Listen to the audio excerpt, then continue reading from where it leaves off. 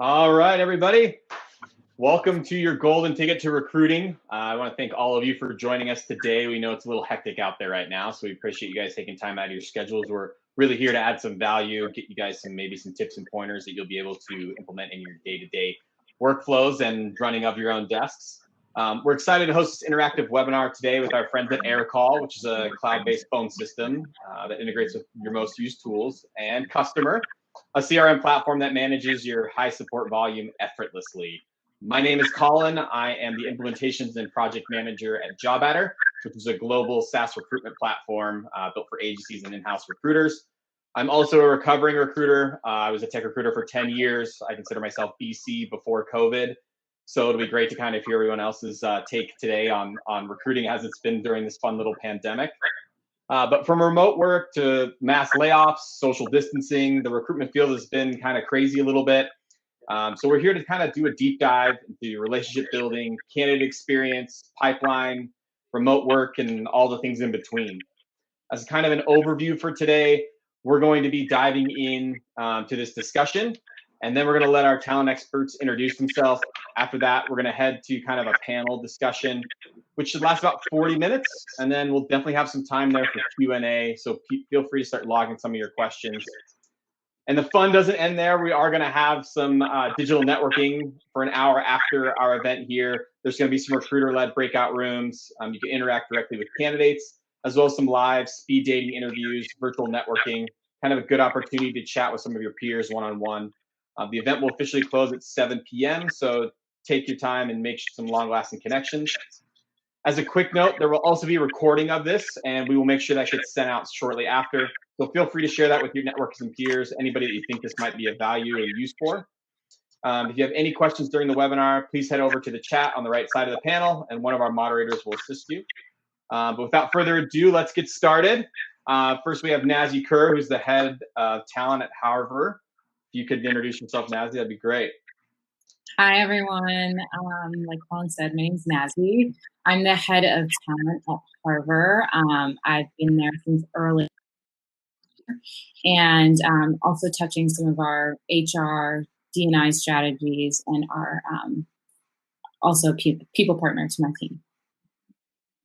Awesome. And then we've got AJ Wallace, the founder and CEO of DataRock. Hey guys, I'm the founder of DataRock. It's a recruitment agency.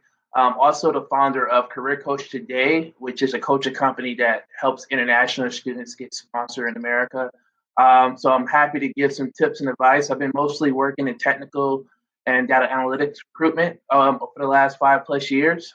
So excited to talk to you guys today. And we've got Elisa Hendricks, the people and talent operations at Kustomer.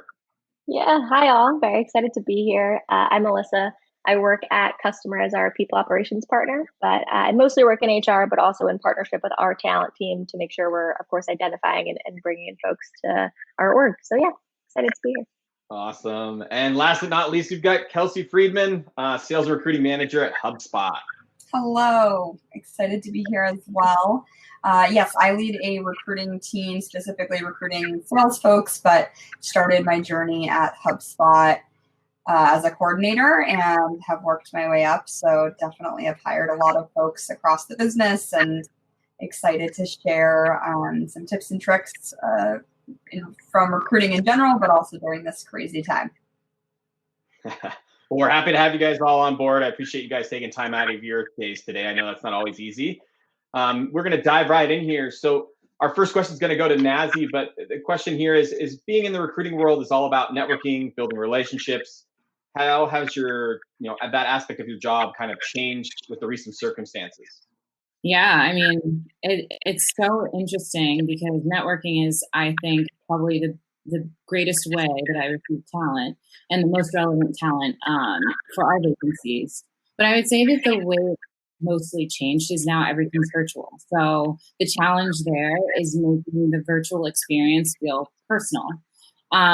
So there are different things that I have, incorporated into my practices to kind of make that a little bit more personal. And I think that first starts with our phones. We're always on our phones. We're always texting. There's kind of been this rule that you shouldn't text candidates. But what I found during this time is texting makes the relationship a bit more personal, and allows you to kind of get to know someone a little bit better. So I've definitely been leaning on my phone a little bit more. And then the other side is just creating meetings or any kind of interaction with a candidate, whether that candidate be one that's coming in your pipeline or one that you simply just want to, network with, by using like virtual coffees or, offering them like a free workout class. But just being really creative in the way that you approach networking, and doing something that's going to make you stand out and be different. Awesome. So a lot of out of the box thinking, still spending a lot of time there, making sure you're forging those candidate relationships. It's a lot of great stuff. That's good stuff. Next question here is how have you adjusted to remote interviews and the candidate experience? So how have you adjusted to these remote interviews, still maintain a candidate experience, it kind of different from what you've done previously? Kelsey? Yeah, happy to take that one. So I think personally, like remote work is actually something that HubSpot's been leaning into a bit even pre-COVID. So while it's not necessarily like brand new to us, navigating remote interviews and a candidate experience during a challenging time is different. So if I were to give like one word of advice, I think I would say empathy. So I think as recruiters, we tend to be conditioned to be fairly empathetic, but I think we have a duty to really help our hiring managers be just as empathetic during this time. So really like coach them to not sweat the small stuff, like maybe Zoom not working perfectly or the internet going out during an interview. For example, we had one hiring manager today who was a little iffy on a candidate, and this was due to her like energy during the interview. And we talked through it a bit, and we agreed that maybe she just wasn't having the best day. I think during this time, people have their ups and downs, and encouraged him to provide her some feedback and to continue the process and see if she could showcase something different another day. Sure. So that's one example. And then I think more tactically speaking, we provide each candidate a prep doc that our employer brand team put together with helpful tips and tricks for interviewing remotely. So this goes out to every single candidate that goes through our interview process, and includes anything from like finding a quiet space to like, practicing beforehand. So I think all in all, like we all want our candidates to be set up for success, and really just, I would encourage you to like think of new ways you can scale to help prep each candidate and really feel at ease with the new norm. No, I love that. I love the empathy part. I think sometimes it gets lost as we as recruiters do enjoy the fact that we're helping people find work. And in this time, if you were, I don't want to say a pleasure as much, but in 2008 when that bubble popped and we had all those candidates kind of looking for work, the empathy had to be shown there too, and we're seeing that again. So I think providing that again improves the candidate experience. Even if there isn't an opportunity for you there, at least they've left having a good experience, feeling heard, not feeling lost in the shuffle, which I think happens all too common today. AJ, I know you've got some things to dive in on this as well. Can you run me through kind of what you guys have done now and how it's changed from previously? Yeah, I definitely agree with you and definitely with Kelsey. I think emotional intelligence is very important right now. Patience as well, and I think it's really important, especially from an agency standpoint, when you're working with candidates to try to put yourself in their shoes. For example, some of the candidates that I'm working with at the moment, they are working from home, but they are they are watching their kids at the same time.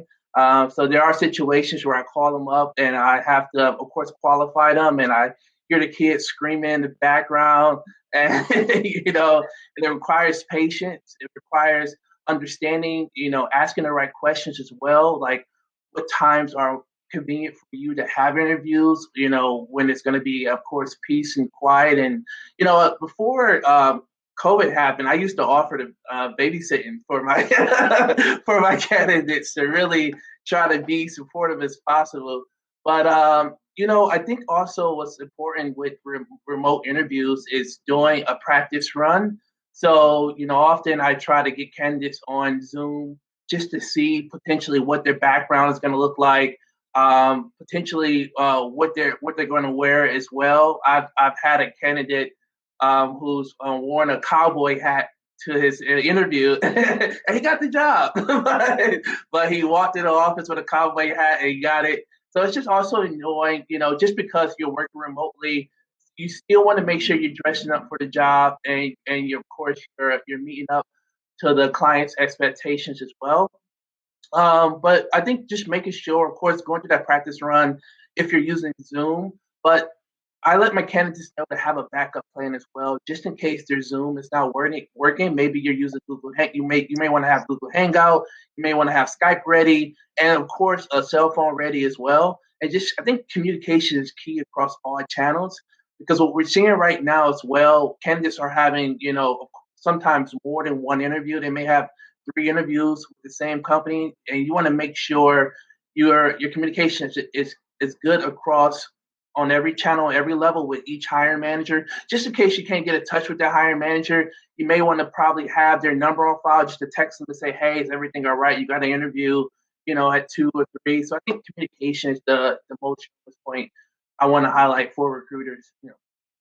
I love that. Yeah. There's still little details that just because you're working remotely or you're working from home doesn't mean that you should forget. Yep. Next one I want to dive into, I'm going to punt this one to Alyssa at first. How's your onboarding been going now that's all 100% remote? Yeah, so I will tell you, we had to kind of pivot to a work from home, completely virtual onboarding, which has been very interesting, and we had to do it pretty quick. So 2 things I would say now that, of course, we're all working remote is I'm pretty sure we all across the board rely heavily on technology. So we've done that a lot to allow us to automate and streamline, say, communications and logistics for our new hires. The other thing is for onboarding, one of our focuses now is a lot more on virtual touch points with the new hire. So what we'll do, for example, is part of our onboarding, we now have a new hire buddy system. So we'll pair a new hire with someone maybe not on the immediate team so that you can kind of learn the ins and out of the org. And we use Donut for another example, which is a really great tool to pair new hires with existing folks to kind of set up virtual coffees and get to know them a little bit better. And really outside of that, I would say, of course, other than like our new hire onboarding sessions, which of course now are all over Zoom, we really kind of encourage our managers to hold team bonding sessions. So whether that's a virtual lunch or a game session, or I've been mulling around with the idea of a virtual scavenger hunt. I think that would be awesome.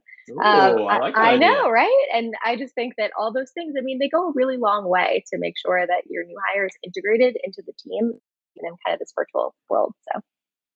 Awesome. I love that, Alyssa. I love that kind of personal touch, thinking outside the box, because I worked remote. I have for the last 8 years, and it's really easy to not feel included. And so the fact that you guys are doing these little touches there to make sure people are feeling included and tied into there, I think is awesome. Keeps the culture alive as well. Nazi, what kind of stuff are you guys doing? Some similar things we've done. Trivia has been a big hit for us, virtual trivia. We have a very I love trivia.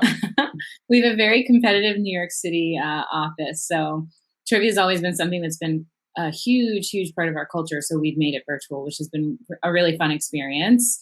And then some other things that we've done, we have always had new hires meet with different teams, but we've completely built out a much larger, sort of more robust touch point and meetings for new hires. So they're meeting with all department heads across all of our global teams. And then they're meeting with any organizations or departments that they'd be working cross-functionally with. Typically for the first week or 2, myself and my counterpart in Amsterdam, who sits on our HR team there, will be in those meetings just to facilitate, the first 5 minutes of introduction, and then we kind of let them fly. And we found that that's been really fruitful for easing into a conversation, with a leader, someone on the senior leadership team, or, a department head, if a new hire may be a little bit intimidated to that conversation. So we found that to be super, super helpful. We actually have 2 people I love Monday, that. so we're excited.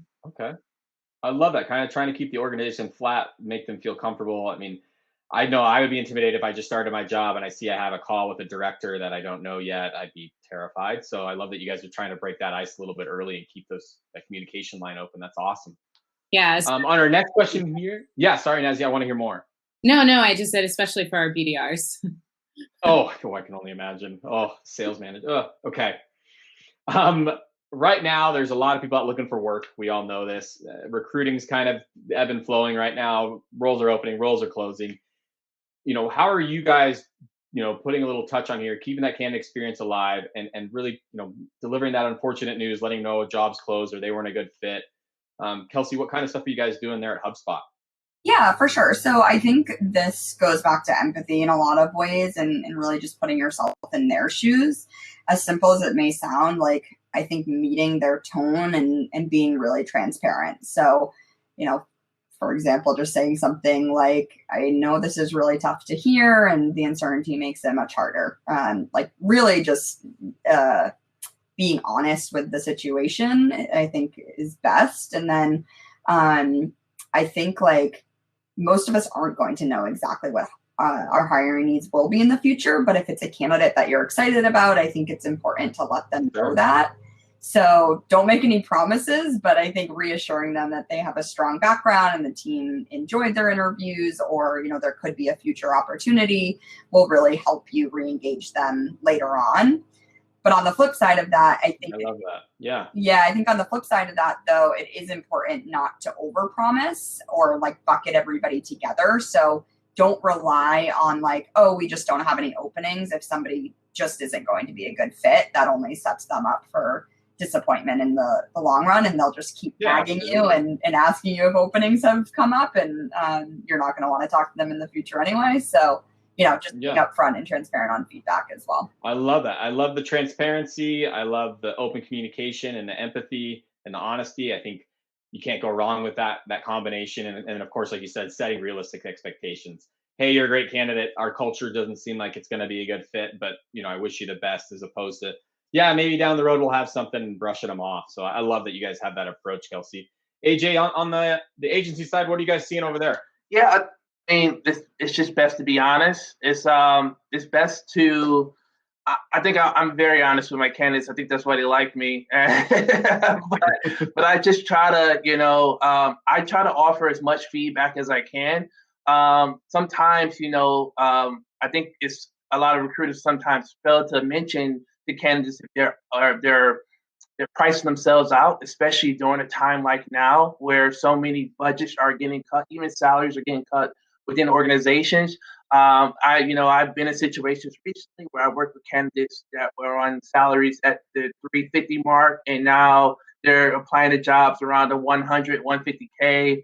And it's like, well, it's like, what do you do in situations like this? Because a lot of people, of course, pride can hold a lot of people back from lowering their salary expectations, but it's also, it's like it's a recession right now. So it's like, what do? Do you adapt or do you keep making excuses? So I think it's just being honest. Also with some candidates, it's a lot of I think giving a lot of resume feedback as well. If they are open to taking it, sometimes apply to jobs and you're seeing 5 or 6 different job titles.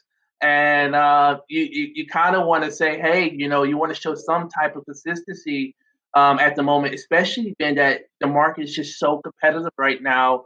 You want to make sure you're just taking that job description as much as possible on every level.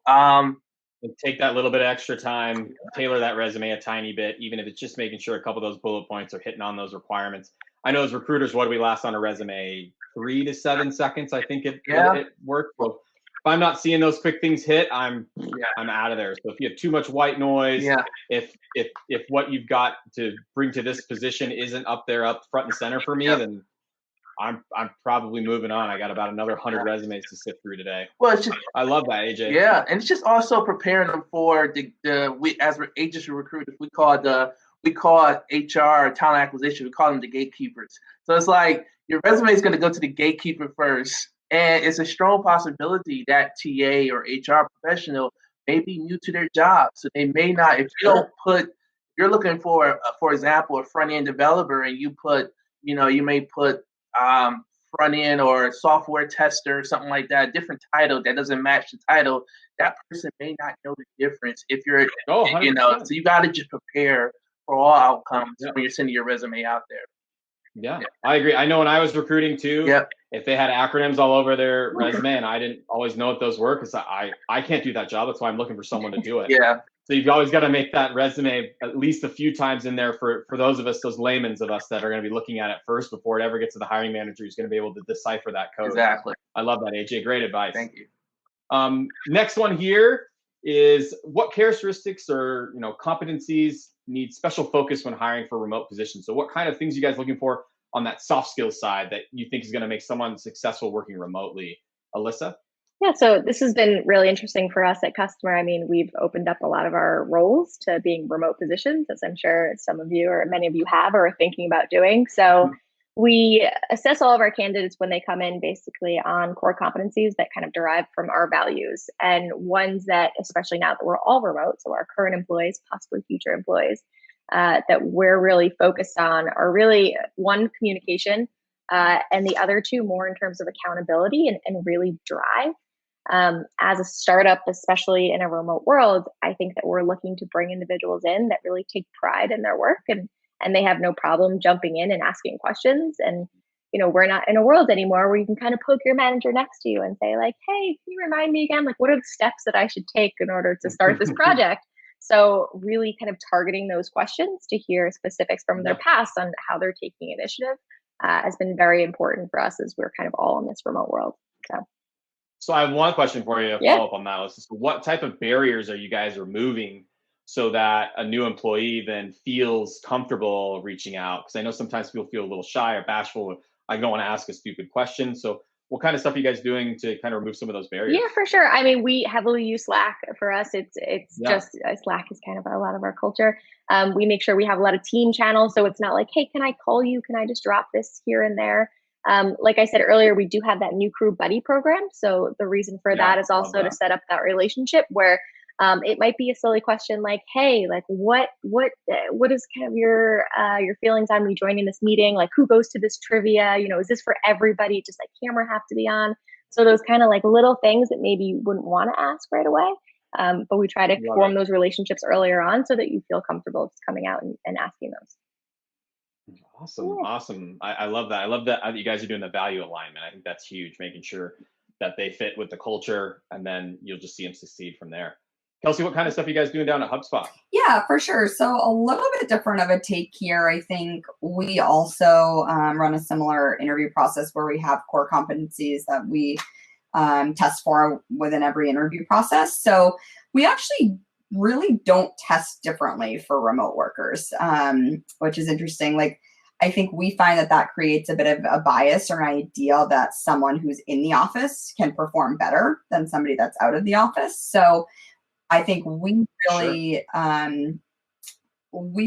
look to adjust our internal resources and trainings to be remote friendly and not vice versa. So, it's up to us to provide the coaching and training needed. And I think it's important that all candidates you test the same and for the same attributes and set anybody up for success, either whether they're in the office or not. So I think, we test for the attributes, as Alyssa mentioned, like that will help us determine if somebody can be successful in the role. And then it's up to us to make sure they have the resources to be successful wherever they are. Awesome. I love that. It's going to be back to both of you again, but my next question is how are you maintaining kind of team culture in this remote environment? I'm going to throw it back to you, Kelsey. For sure. I think similar to a few things that have already been said, but like just trying to do anything that you would do normally in the office, just virtually. So we utilize Slack channels. We, greet each other every morning, just as we would in our Slack groups. We have team lunches. We have like paint nights virtually. And then I think it's important to lean on your team as well. So, if you're a manager, for instance, don't always be the one answering people on your team's questions. Really encourage them to go to each other. So I think that'll make for a more inclusive environment.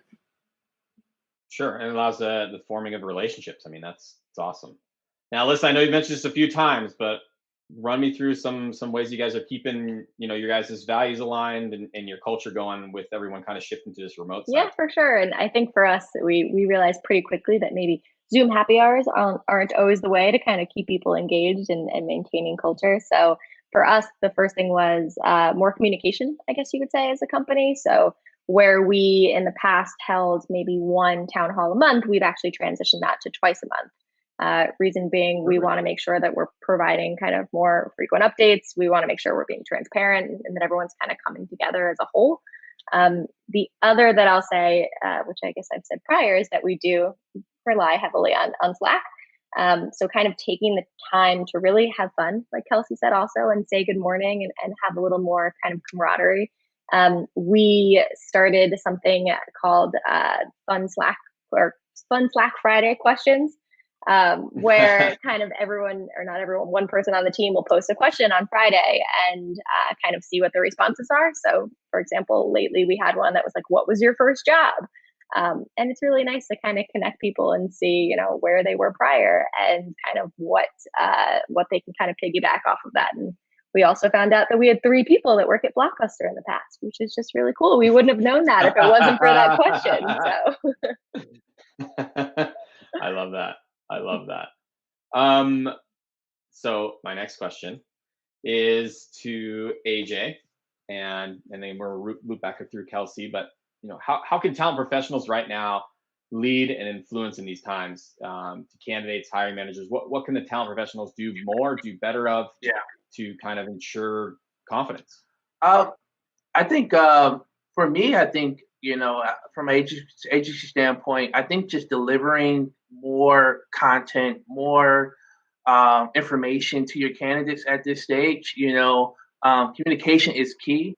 Also, you know, from an agency standpoint, when it comes to influencing as a hiring manager, I think right now it's very important to be empathetic with your team, to understand what motivates them, what pushes them.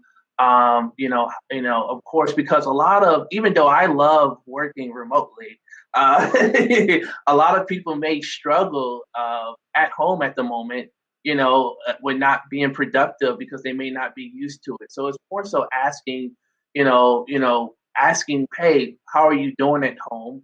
What can I do more to help you be more productive? How can I inspire you to, you know, to love your job a little bit, you know, or be more happy and positive while you're working from home?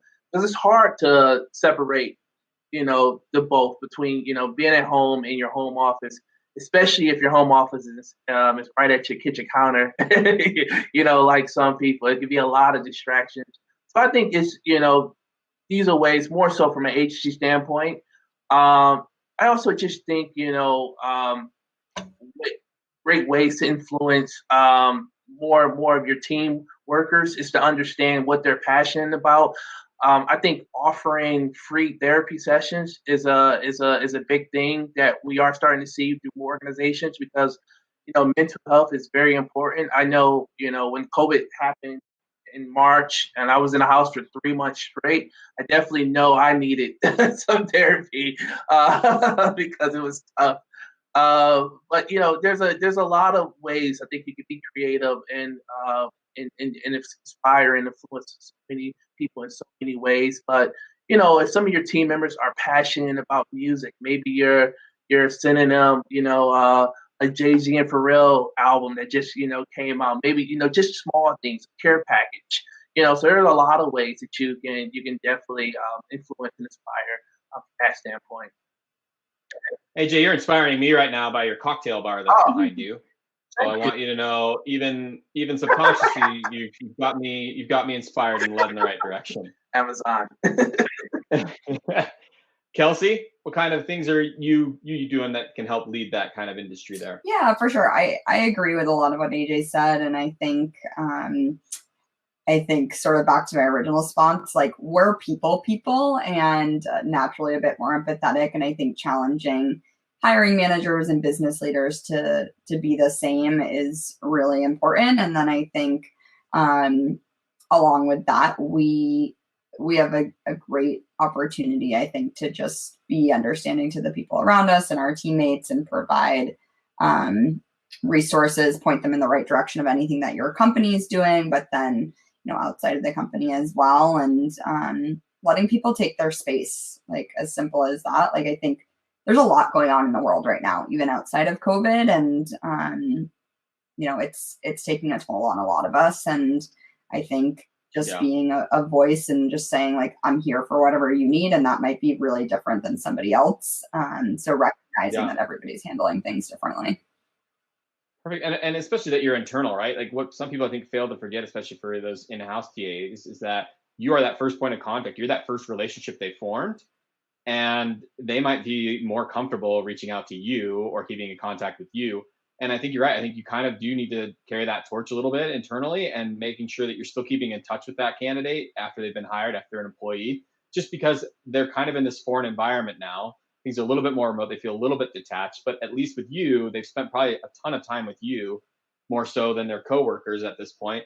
And just making sure you're checking in. Maybe they feel a little more comfortable talking to you. I love that. I think that's great. Yeah, and I think there's even like, there's events going on in the world that are really heartbreaking and influential. And I think, I've even reached out to candidates and just said like, today was a really big day. And if you don't want to interview today, like I totally understand. And just, recognizing that there's a lot going on.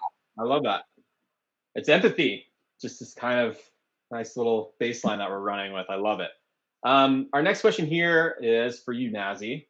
You've been too quiet for too long. How has your role changed now that this industry slowed down, and how, what exactly has that change been, and then how have you pivoted? Yeah, so to piggyback actually off of what Kelsey just said, there was a huge opportunity, obviously, when COVID happened, for me to kind of sink my teeth into other parts of the organization. And I had previously touched HR a little bit and employee relations, but with like all the social movements going on, it really opened the door for a conversation internally for diversity and inclusion, what we want that to mean. And obviously understanding that when a candidate comes into Harver, I'm their first touch point, but I'm also really invested, because we are a smaller startup organization, in the growth of our organization and people's journeys and what that looks like. So that kind of led to other natural conversations that just became something a little bit bigger, which right now is kind of like all over the place. We don't know if it's HR, we don't know if it's employee relations,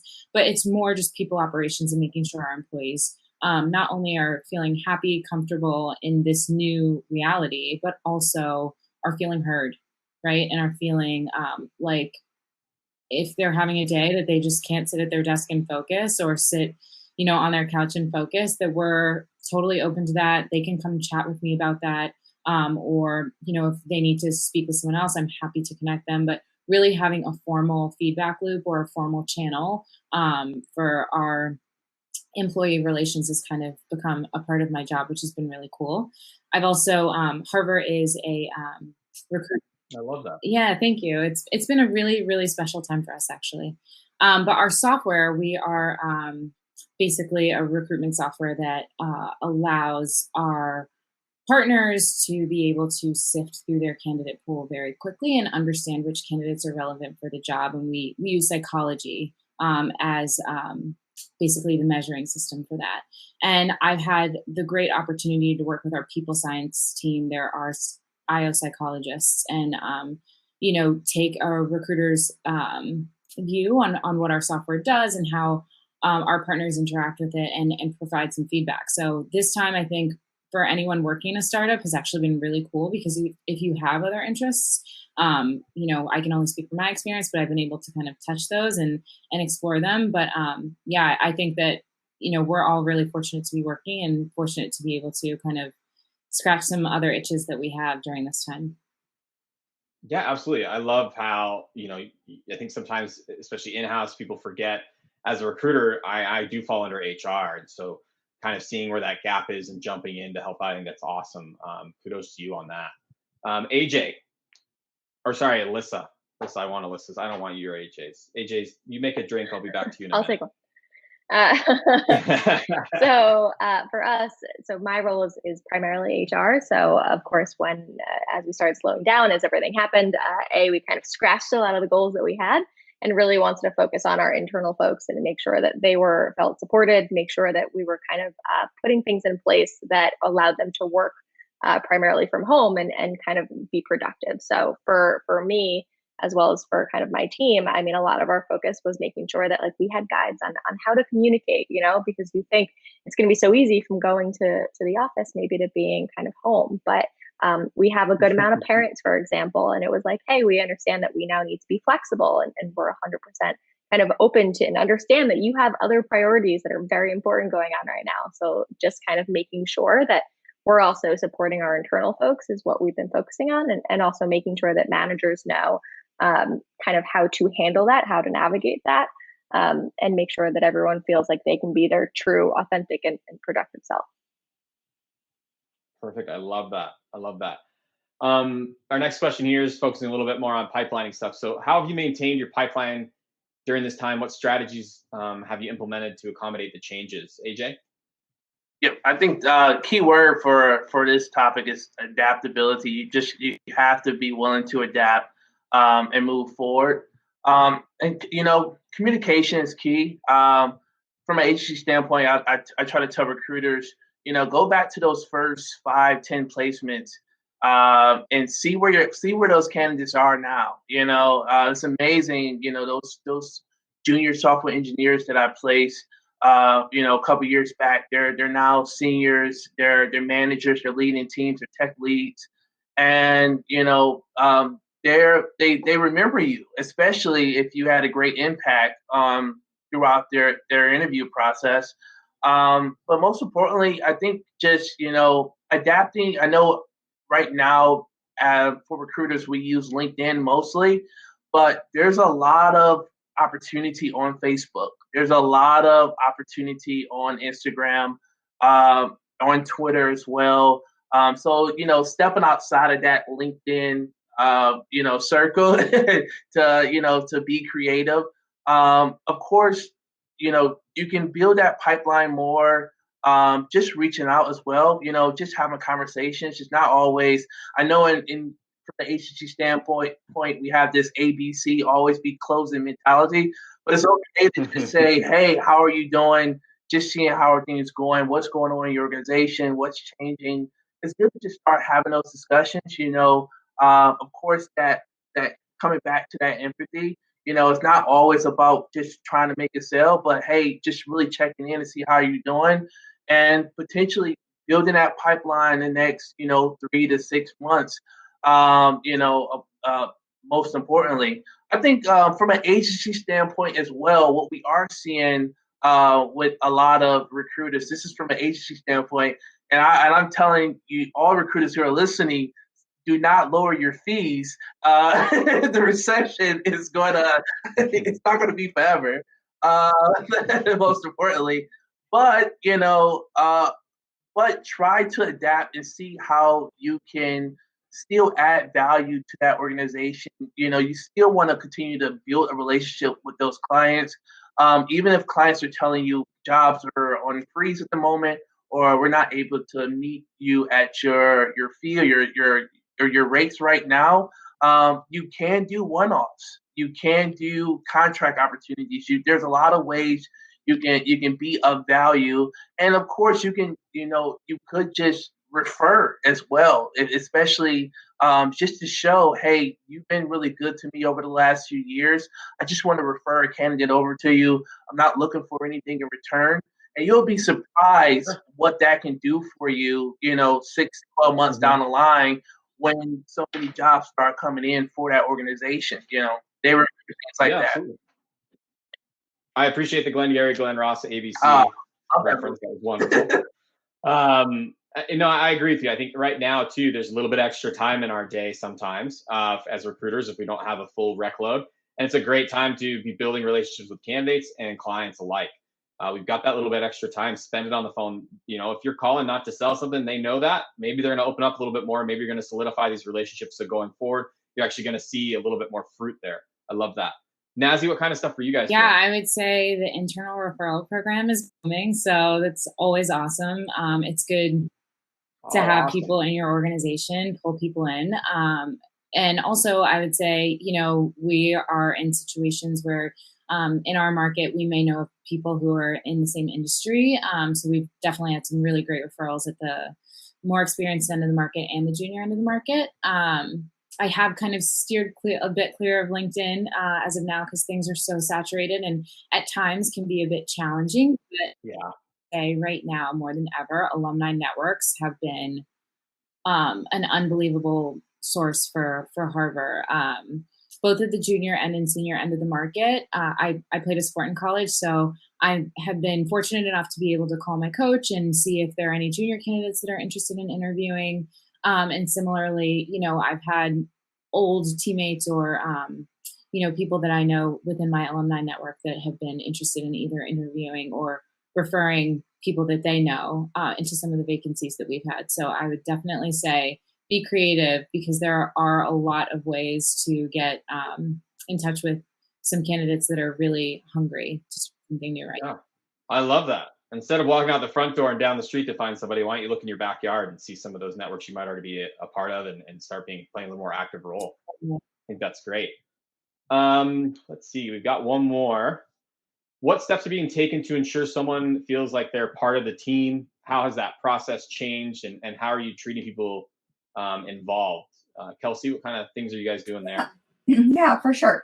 I think it all starts with like psychological safety and ensuring that team members in team meetings aren't always like you presenting. So like we, for example, have a different team member switch off running team meetings. And I think that really allows for everyone to have a voice and hear each other's ideas. And we also share like roses and thorns of the week or day. So it really just helps understand what your team is going through and how you can band together to help each other. So yeah, I think just leaning on your teammates and encouraging them to go to each other and also getting a good understanding of what's going on with the whole team. Perfect. Nazi? Yeah, I mean, I've spoken a lot about, some of these coffees and sometimes we do a virtual workout, which is kind of funny.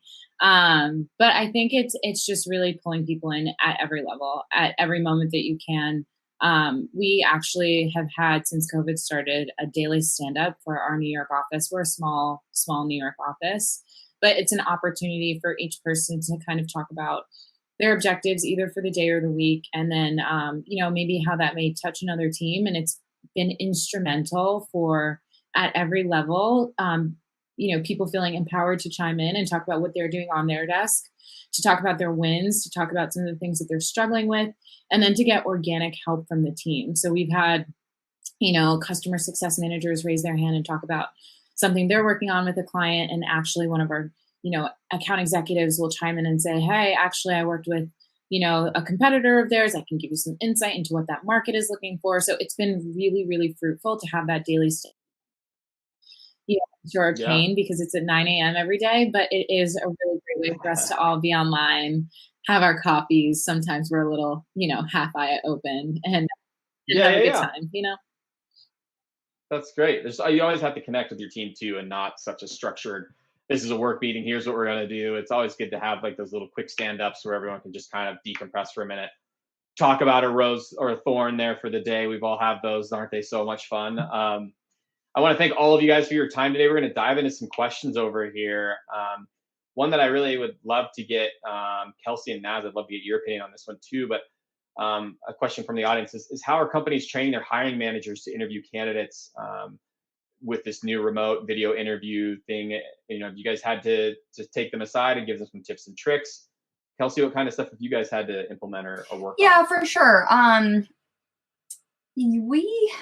We haven't had to do too much new here, I would say, just because we were pretty familiar with the work from home life, whether it was like the hiring managers working from home themselves, even pre-COVID. So not a ton of new things, but I think we've done a pretty good job at ensuring that our hiring managers are still like going into an interview and asking, I'm going to be taking notes on this interview, and it's going to be a little weird because it's virtual and you're going to hear me typing, but like ensuring that they're 100% focused, like even going in and saying, just so you're aware, like I'm shutting off my Slack. I'm not like on the side doing other things because it's hard as a candidate. You don't really know if they're super engaged with you. So I think just reminding them that that stuff is still important during virtual interviews is probably my biggest takeaway.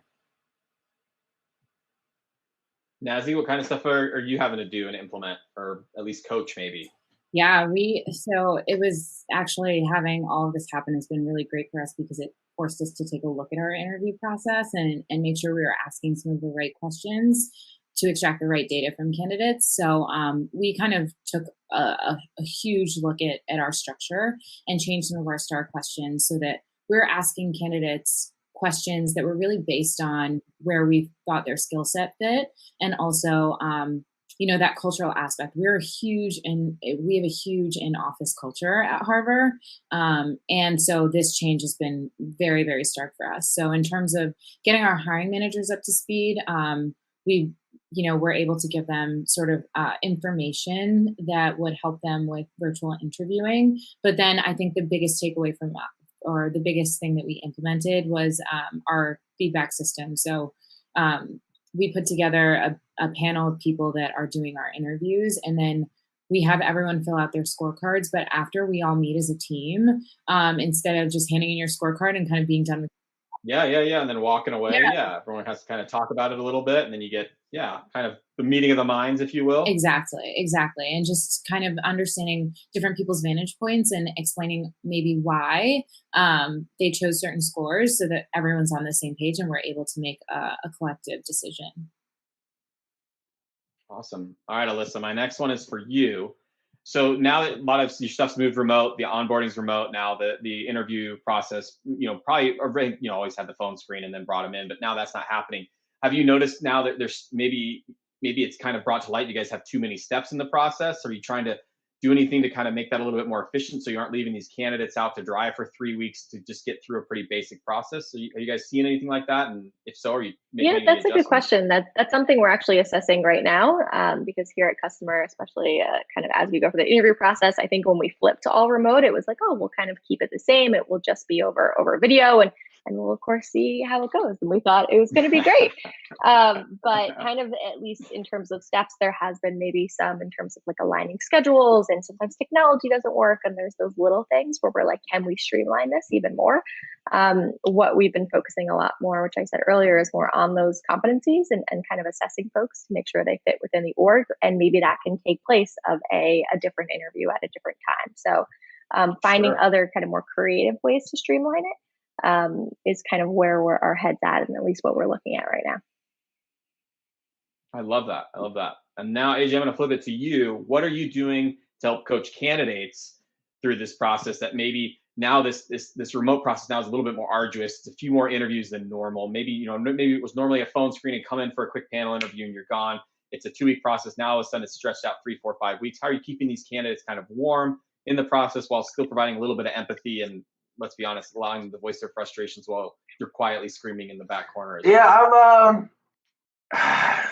It's hard. I cannot. I don't think I have I could see that one hit home. I saw that one. Yeah, I don't think I really have I mean, we're all human at the end of the day, and I'm very honest with, even as an entrepreneur, as an agency recruiter, I'm very honest with candidates, and I tell them, hey, I know the circumstances. I know what's going on at the moment.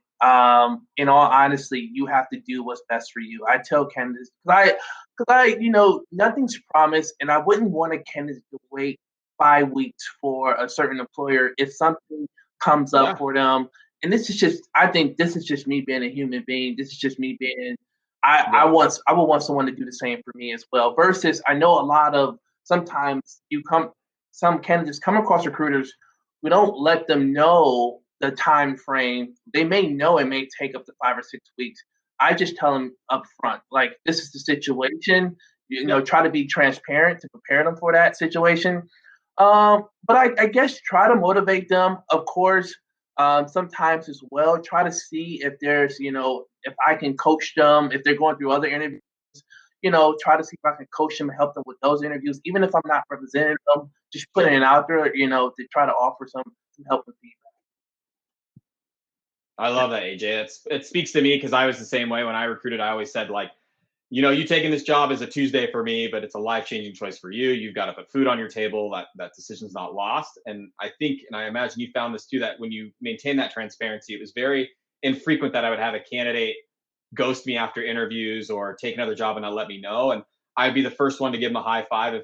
Even if it wasn't my rec, it doesn't matter. If they found something that was going to work for them, I was happy for them, because again, that's a life-changing choice for them. I'm going to show up tomorrow at 9 a.m. regardless. So I love how you incorporate that in your everyday workflow. That's awesome. We've got a good question here that I really like. Has it been easier to find people for open roles due to mass unemployment, and are hiring managers being more picky than usual? Kind of what are you finding there on that, Kelsey? Yeah, so I just responded in the chat actually as well, but I think unfortunately yes. There's a lot of talented folks that unfortunately have been laid off, and I think it's, at least from our perspective, like we had the highest number of inbound applications ever last month.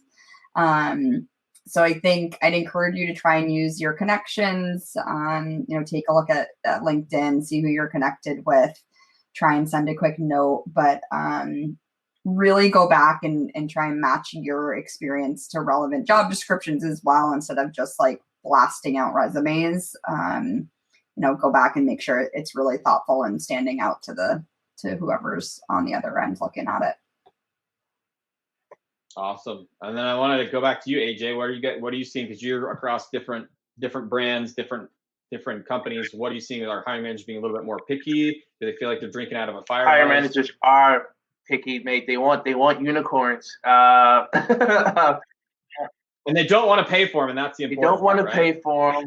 Oh man, and I come across unicorns a lot. And it's understandable. But I guess as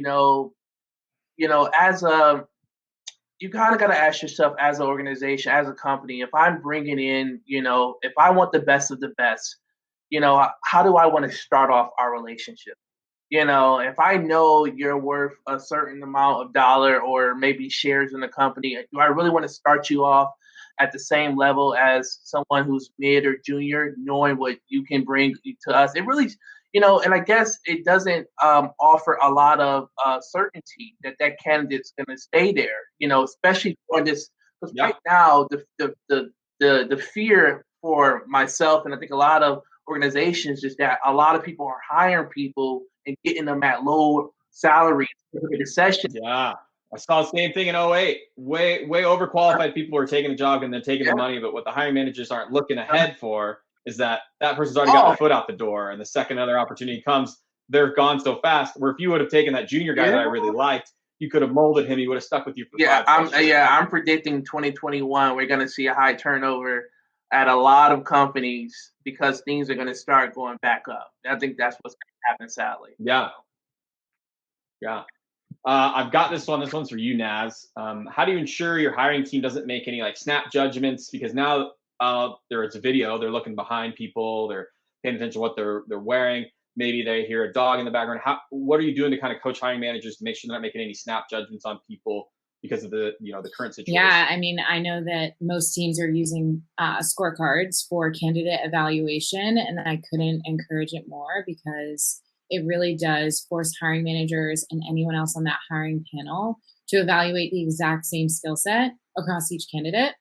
And that does not include your background or any distractions in the background when the candidate's interviewing. But we also have the conversation internally that, I think Kelsey brought up earlier, just being forgiving, being empathetic to everyone's situation. I've been on calls with candidates who have a baby screaming in the other room, and I've said, hey, we can reschedule this. This is not pressing. Do it. Take care of family first. I think it's just having a level of empathy. With that said, all of our hiring managers are in similar situations where they're either bouncing from New York City apartment to summer home, or are visiting family and there are small children in the background, or they have dogs, whatever. But I think it's just having the conversation of empathy. And if that does get brought up as a point in the review, just reminding the hiring manager, hey, listen, that's not something we're evaluating candidates on. So I think it's just being that constant, gentle reminder to your hiring managers about what exactly the criteria is that we're looking for and how we're fairly evaluating that across the board. Awesome. I love that. I love that. I love the uniformity. I think sometimes if you don't have a process in place for those hiring managers, they can kind of go rogue. And then not only do you have that scorecard that you're making them use, but then you make them all come together and have a chat about it. So that, again, internally keeps them all on the same page too. So they're not getting distracted on things. I love that. All right. This is a question that's going to go across all of you. And you're going to get about 30 to 45 seconds. If you go over, I will mute you. Okay, I probably won't. But the big question I want to hear is now that we're seeing all this forced remote work, you're getting a lot of these companies that were 100% against it that now realize, wow, why are we paying for this huge office space? Everyone's being more efficient. We're getting all the work done remotely. So how do you think that's going to affect the talent pool and candidates going forward, Kelsey? I think it's great. I think it'll diversify the talent pool. I think we can reach such a broader array of talent and different types of backgrounds and people that we normally couldn't. So I'm all for it. I'm a fan. Awesome. Alyssa? 100% what Kelsey said. Also, we at Kustomer have also said, okay, we're okay to hiring these roles remotely, and we're really excited about it. I mean, there's kind of untouched maybe states we haven't looked at before, and there's great talent out there, and now we can kind of bring some of those folks in. So it's exciting. All right, AJ, you're up. I'm going to be remote the rest of my life. So but I think it's just good that especially here in the U.S. that we're having that discussion now. I feel like we're behind when it comes to remote working. Yes. I've lived in 4 countries, so I just know, it's definitely a discussion needed. But also, I'm a big, I always used to question, where did the 9 to 5 come from? Because like I said, I'm more outcome focused than time spent in the office. I can do my job in 3 to 5 hours. I don't see, I'd rather spend more time with my family or with my friends or traveling and stuff like that. So I think it's important that this is happening because we now can have these discussions and find more creative ways to be more productive as well. How can we give more people time back for themselves? Yeah. I love that. And I think we're going to see this kind of little revolution of it happening. And I think we'll know when it's truly hit when you start seeing like advertisements for new apartments, and there's going to be like 2 bedrooms in an office. So you're going to start seeing it being incorporated into everything. That's going to be my internal little like, aha, it's finally caught on. Nazi? I mean, AJ basically stole the words out of my mouth. I was just going to say, I think we used to define happiness, the happiness of our employees in terms of what happened in the office, but now giving them that time back has really changed that notion of happiness and what that means. Allowing people to, have the freedom or flexibility to spend that time with their families instead of commuting, or spend that time doing something they love, where able that for a couple of hours on the weekend. I think it's really, really special to give people that flexibility, because I think that people are so much more focused and productive now when they are working, as opposed to, kind of when you can, have a water cooler conversation or a coffee with someone and you're kind of wasting time throughout the day. But people are really dialed in and focused now. I'm finding anyway at Harver, which is cool. No, yeah, I completely agree. I've seen it. Like I said, I've been remote for 8 years and I've loved every moment of it. And I love that companies now like yourself, Alyssa, Kelsey, you guys are putting these things in place to make sure people who are remote feel part of the team. Because the thing that you feel like you're missing are those water cooler conversations, are the fact you could tap someone on the shoulder and chat with them for a little bit. But in the same breath, if we start putting these things in place, these trivia nights, Jeopardy, having these Slack channels be open for everyone to kind of check in, say hello, you're not losing that. People still feel a part. I think especially now that video, and I know the US market was just so apprehensive about getting into video chat. I know as an APAC company, every time I called anyone in APAC, they were always on their video. And then the US, it's like, so I love that that's kind of becoming more of the norm now. I appreciate all of you guys coming today.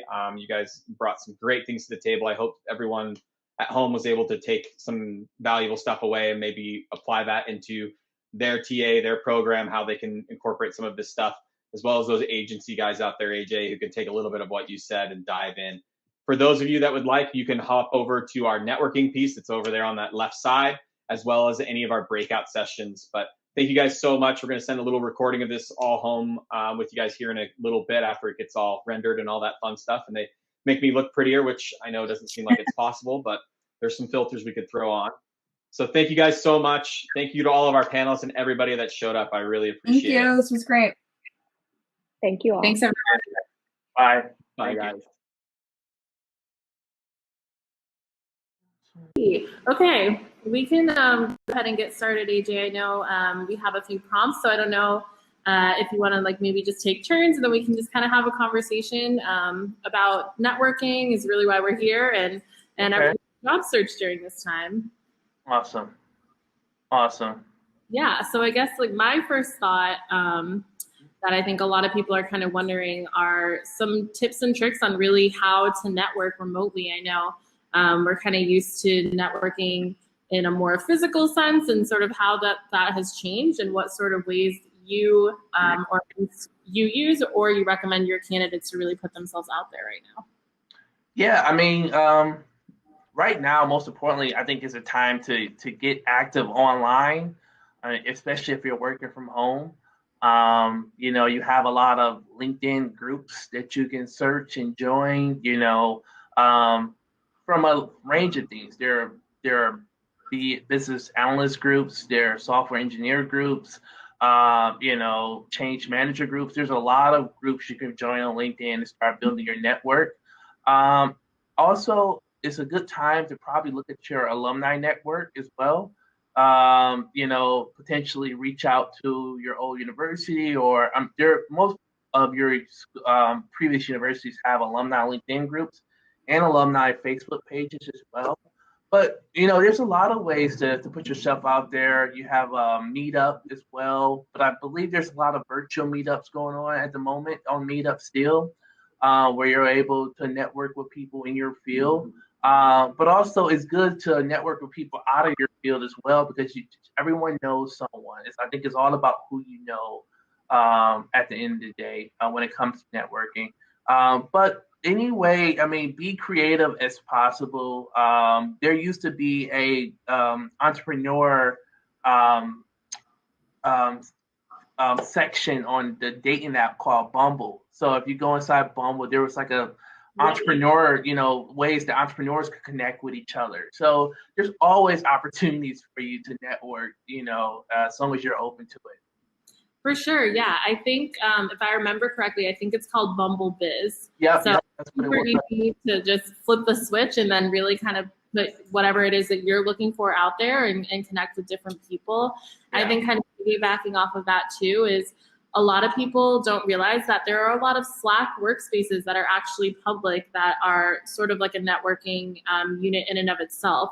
So even though if you don't have a job, you may not be on your company Slack, obviously, but Slack is still also a great tool to connect with different groups. I know I'm in a Slack group called Ladies Get Paid, which is really just empowering other women to look for jobs. And we share a lot of different resources and events and things like that. So I definitely recommend everybody to kind of do your research and see how many public workspaces you can find and get access to. And that's really something a little bit different outside of LinkedIn to really kind of connect to people. I agree. I definitely agree. Slack, okay. I love that group, Ladies Getting Paid. That's a good name. Yeah, it's awesome. It's got, I want to say like almost 10,000 members at this point. So it's really just kind of an ever-evolving network, which is great. Okay. Oh, I love it. I love it. I'm looking over here. Is this a question for us or? Yeah, it looks like, so someone said, when doing cold outreach via email or LinkedIn, how many follow-ups would you recommend if the potential connect doesn't respond after the first time? You can go ahead and take a stab at answering that, and then I'll follow up if I think of any. So this is doing a cold outreach. I'm wondering from a candidate perspective, is what he's saying. Okay, from a candidate perspective. You know, I say 2 to 3 is good. You know, I think 2 to 3 follow-ups is good. You know, and I don't think it's just also be creative in your follow-up. You know, try to stand out when you are sending a message to that person. Maybe you guys, maybe you went to the same university. Hey, I saw that you went to so-and-so, or maybe you both are fans of the Lions or the Packers, So try to be creative in your outreach when you are, because that you have to think about potentially if you're sending someone a cold email or LinkedIn messages, most likely a lot of people are sending them messages. So what's going to make you stand out is the thing you should ask yourself at the end of the day. I think so personally. Yeah, I think in addition to sort of making sure that you're really kind of taking the time to personalize this outreach too, I think also everybody should kind of be mindful about how you're asking the question and sort of approaching it more from you're asking a favor and you're kind of wanting to learn and sort of get an education around what it is that you're trying to answer instead of asking them to necessarily do something for you. A lot of people get outreach being like, hey, I saw you're hiring, can you refer me? Or something along those lines. And it really kind of puts people off to kind of just come out cold and ask for something. So I think making sure that you're being mindful about your approach and really kind of being a human and just saying hey, I need help. I'm trying to understand. I'm trying to learn. What do you recommend? I think that's really important to remember too. I agree. So Trish asked, when applying to a job via a company online portal, is there anything that a job seeker can do to follow up on the status, especially if no communication is sent once submitted, or if there's no response after a few weeks? That's a good question. You want me to answer this, Becca, or you want me? I'll let you know if I get stuck. I think something that's important to remember is, especially right now when so many people are unemployed and so many people are looking, that equally means that as recruiters, we're getting just as many, if not more, applications than we're used to. So it's going to take a little bit of time for us to sort of adjust to that volume. And it's kind of the discretion of the company or the recruiting team to really be communicative. Unfortunately, not every recruiter is as communicative as we'd like to be. And those are kind of the recruiters that give us all a bad name. But if you find the right place and you apply, more often than not, you should hear within a week whether or not you're moving forward to at least the first step. If you don't, and it's something that you're really excited about, it's something that you really believe firmly that you're a good fit for, I wouldn't hesitate to reach out to somebody on LinkedIn and just message, see if you can find a recruiter or an HR person or who you think that hiring manager would be, and say hey, I applied, I haven't heard anything. Just see if they have any feedback for you at all. If not, if you do and then they don't sing anything, then I think that's kind of your sign that you can move on and kind of focus on other roles. But I definitely think following up on the status is not something that you should a few days and you really are passionate about the role. Yeah, that can happen as well. I think I think sometimes when you're applying to roles, there's always some hiring managers put their name in the job description. So, sometimes there is an email for you to follow up on, or there's a name where you may be able to send them a message. Or sometimes as well, I do recommend, maybe reaching out to someone in the company and just saying, hey, I applied to this awesome job. I see that you work the same role. Hey, do you know what's going on? Could you help me out? And that person maybe, they may help you get your resume to the right person to help speed up the process. You just never know. It just all depends on, what steps you take to get yourself out there and get seen. Yeah, for sure.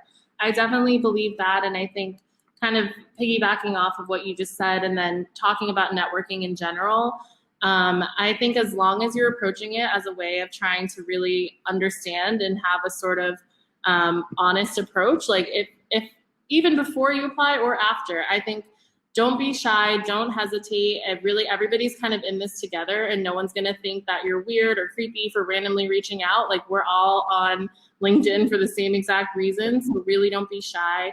I think too, when it comes to trying to find the most relevant person, sometimes it's not as easy, like you said. Sometimes they put it on the job description. Other times you may have to do a little digging. If you can't find who you think the hiring manager would be or an HR person, honestly, just pick anybody, because we talk to everybody at our company, and we can always figure out who that person is for you. So really don't be shy. And that's kind of like the most crucial thing that I can recommend right now. I agree. You can't be. Yeah. I think just something overarching, especially right now while we're all remote, is that I think when it comes to job searching right now in this time, there's really one of two ways to kind of get into a company, especially when there is so much competition. The first being, if you're very entry level, you can kind of sneak your way in there at an entry level role where there's not as many barriers to entry. Or you're going to have to figure out somebody who knows somebody who can help pull you in and help move you up in the ranks. I agree. It's just the reality of our situation right now. Yeah, I agree. Because everyone knows somebody. Everybody knows somebody.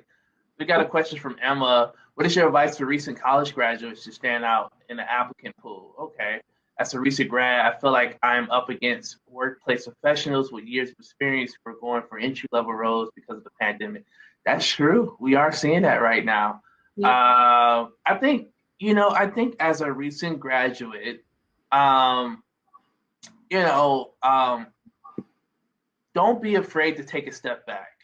I know that often while we're in graduate school, we're doing internships, and it's pretty, I guess it's more of a norm to do your internships while you're studying and then start working. Of course, straight out of university, graduate and master's. But I'm not against or opposed to interning right after you graduate, even if it's just for a semester, to get your foot in the door, especially if it's like for a company that you really want to work at, or it's really hard to get into, like a Facebook or a Google or something like that, but also, try to set realistic expectations as well. I'm sure, like most recent graduates, we often see apply to the same top tier companies or a lot of big organizations, and they never take a look at the mid to small companies or even the startup companies. I mean, there are a lot of opportunities right now in the startup space and at the mid-level space. And yes, the salary may not meet your expectations, but when you're a recent graduate, you really shouldn't care about money because it's competitive, and you just want to get your foot in the door. I think that's the most important thing from my perspective.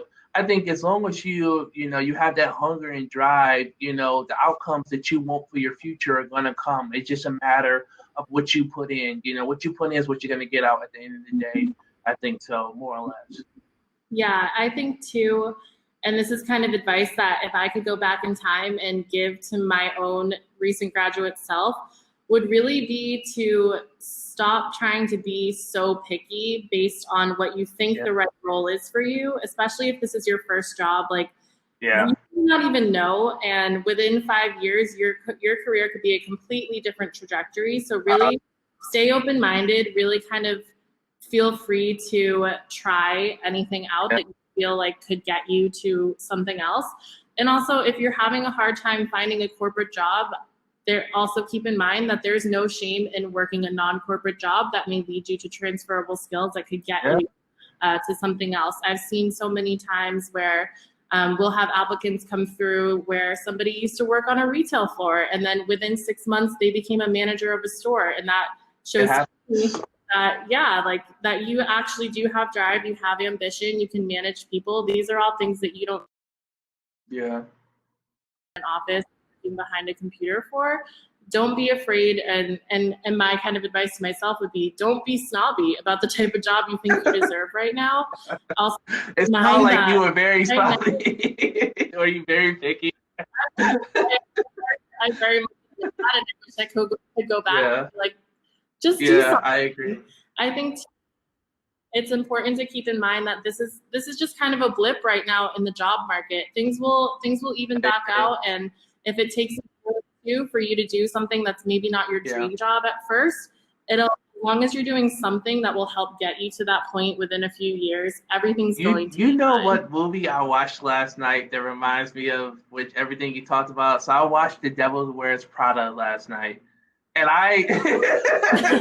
it's weird that we're, and I recommend, you guys to go watch that movie if you haven't, because I mean, the story of someone trying to become a journalist and end up becoming a personal assistant to someone high up. She gained so many skills.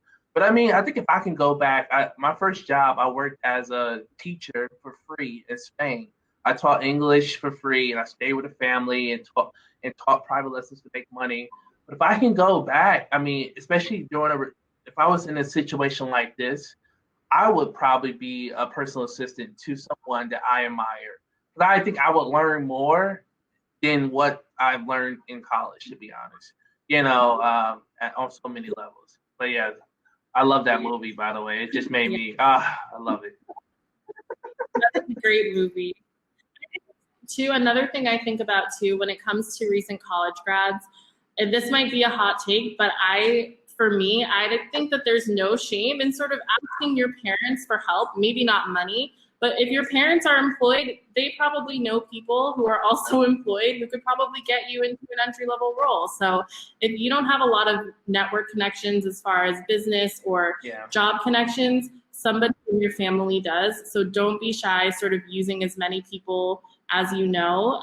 Sometimes I know a lot of people have parents that own their own business. See if there's something you can do to help out. It's really crucial to just be doing something that's helping you better yourself instead of just kind of struggling and really kind of getting down in the job search and really getting discouraged, which is what happened to me. And that's kind of why I advise, like, do anything that you feel will be relevant for your future. Will be open to relocating. I think right now, it's the best time as a recent graduate to take advantage of the market. I feel like the job that you really want, you can have, even if it's if it's in Alaska, I'm going to Alaska to get it.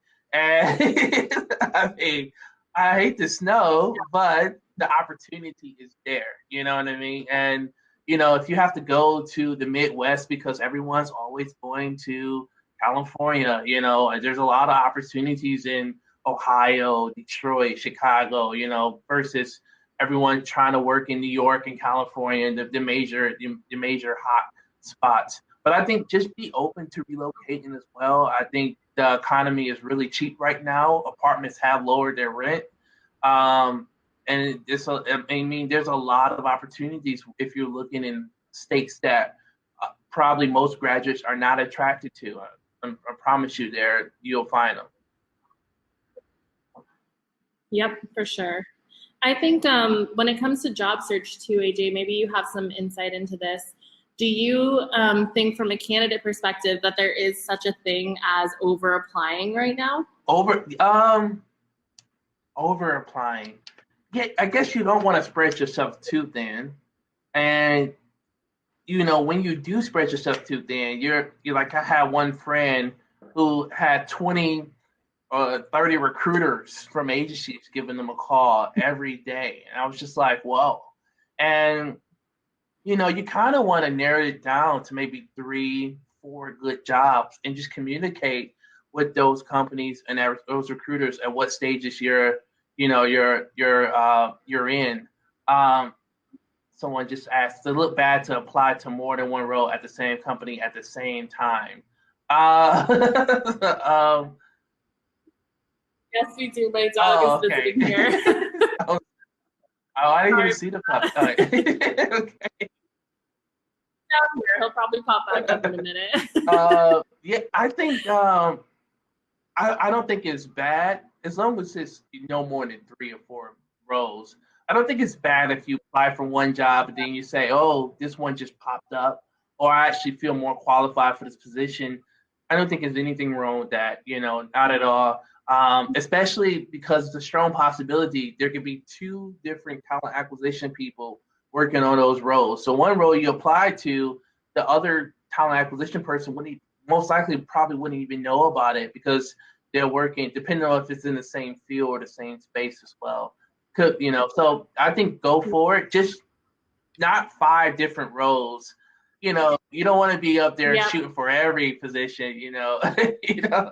I was just gonna say, I think, Trish, what's important to really remember is that you're applying to roles that are relevant to you. So this is especially more applicable if you're entry level. Like if you're a marketing coordinator, that means you could also probably be considered for like a coordinator role or a promotions coordinator role, like types of things that are transferable. Yeah. But if you're further along in your career and you're solidly a product manager, don't apply to be a software engineer. Don't apply to be an account executive on the sales team. Exactly. It really just look to the recruiting team that you kind of don't know what you want to do, and that sends the opposite message that you're trying to send, right. Which is really that you're just interested in the company and you just want to be there. So I think as long as you have experience that is logically transferable across the different roles that you're applying to, like AJ said, definitely no need to hesitate. I think that's a good thing, and it does send the message that you want to send. I would just be cautious about spreading yourself across too many verticals if it doesn't really apply to you. I agree. So when transitioning into a new industry, someone asks, if you don't have the professional experience for what's recommendations on how to market yourself in that new industry. So is this person asking if they get the job, how to sell yourself to a company if you're applying to a job in that field? Yeah, I think I'm interpreting that as like if you're trying to make a career transition, how you sort of let the recruiters know that you're sort of in the process of transitioning. Okay. And if that's how I'm interpreting it, then what I would say is making sure that your cover letter and your resume really reflect that you're in a transition period. What I like to recommend is on your resume at the very top, like under your name, under your email, a mission statement that says like, this is my experience and this is what I'm looking for. It really makes it super, super clear to recruiters, especially because I'm sure many of you know the number of applicants that we get is insane. And we're also basically timed on how long it takes us to fill these roles. So the top third of your resume is really the most crucial. So if you're in a situation where you're trying to transition your career, really put that front and center. And make sure that your experience, not necessarily professionally since you're transitioning, but maybe courses that you took, any personal projects that you did, anything that feels relevant to your transition, really put that front and center in both your resume and your cover letter. Right. I would also say, don't be afraid to adapt your titles to the role. And also, most importantly, I guess, if you're trying to transition, I strongly advise you to show, some level of, desire for that role. So maybe you're taking some certificate courses, maybe if it's like a Salesforce role and you take, your Salesforce certificate 1 and 2, and, you want to put that on your resume, of course. Maybe you're using and I'm just using this as an example, but maybe in your current role, you're using the product, maybe it's a completely different job, but you're using that product. I would probably highlight that even more in your responsibilities and achievements in your resume for sure, to make yourself stand out, or at least to show that initiative. And most importantly, if you are trying to make a transition, I would be shooting for junior roles. Don't go in. We see this all the time in tech. If you're somebody who is coming from non-tech, you went to a boot camp, now you're a pro at React, you're ready to start like coding on the front end. Yeah. It's going to be very difficult for you to come in and get a software engineer role right off the bat. So really be open-minded about different types of roles. That could be something like an implementations engineer or something like a solutions engineer. There's always different things that are more entry level. Just keep open-minded and really kind of keep honing on your skills, keep doing side projects, keep up your GitHub, all those things. But that's really crucial, is like you said, AJ, really remembering like you basically have to start over your career. You're not going to be able to transition from manager level to manager level or something equivalent if you're making a completely different switch. Yeah, but it's not to say you're going to be there forever. I mean, it just showing that, being modest and being humble enough to start off at the junior level. I've seen juniors easily transition back to those manager roles within 1 year. It's just to show, hey, I'm willing to do whatever it takes to master this craft and this skill. I just want a chance. I just want an opportunity. And you just have to be willing to show that. Definitely. I'm trying to think. We're almost at time, actually. I believe at 5:30 we're supposed to hop into the networking portion, which is sort of a live speed interview situation. So if anybody here that's viewing wants to do that, then absolutely we'll be over there. And then I believe we have 5 minutes to get to know everybody. So that's great. Oh, it looks like I hit the nail on the head about changing from sales into data. So yeah, that's super, super important. We all said, really kind of being adaptable and open-minded is definitely the way to go when you're transitioning. Yeah. Yeah, I agree. No problem. If there's any other quick networking tips, I know something that I like to recommend to people too is if you think about how we networked back when we could actually get together in person, a lot of that would be asking somebody to meet for coffee. And since you're asking for the favor, you're the one who typically buys the coffee for the other person. I think if you're asking for a favor virtually, no harm in sending a $5 or $10 Starbucks gift card or an Uber Eats gift card or even a Venmo or whatever you feel is appropriate. That's really kind of how you can transition what we used to do and make that more virtual. Yeah. You can be creative in a lot of ways. I mean, most of the people that you network with, you may have their office address or their home address. Maybe you guys are networking, but you can do you can Uber Eats Starbucks to someone's house in the morning. So there's a lot of ways to be creative when it comes to networking from that standpoint. But I guess you can also start setting up those in-person meetings 3 to 6 months down the line. Say, hey, I know a lot's going on, but I just want to start the year off right next year. How about we put something in the calendar for January, February, when things hopefully gets better, Yeah. I don't feel confident, but yes. All right, so we're heading over? Okay. Of course. You're welcome, everybody. I hope that you all found this helpful. I will be over in our speed interview section. I know you may be too, AJ. So if we happen to bump into each other, anyone out there, I'm excited to meet you guys. Thank you, guys. All right, thank you. Great chatting with you, too. You too. Bye. Bye. So welcome, everyone. My name's Danielle, and I work on the talent team at Aircall, one of the companies that's been putting on this panel. So Aircall is a cloud-based business phone system, and I do the North America recruiting for Aircall. And my name is Justin. I work at Kustomer. We are a CRM customer service platform, and I've been with Kustomer for the last 2 years, and I work on their business team. So I hire everything from sales and marketing to finance, people operations, all across right now the US, but we just started expanding into Spain and Europe, so eventually going global.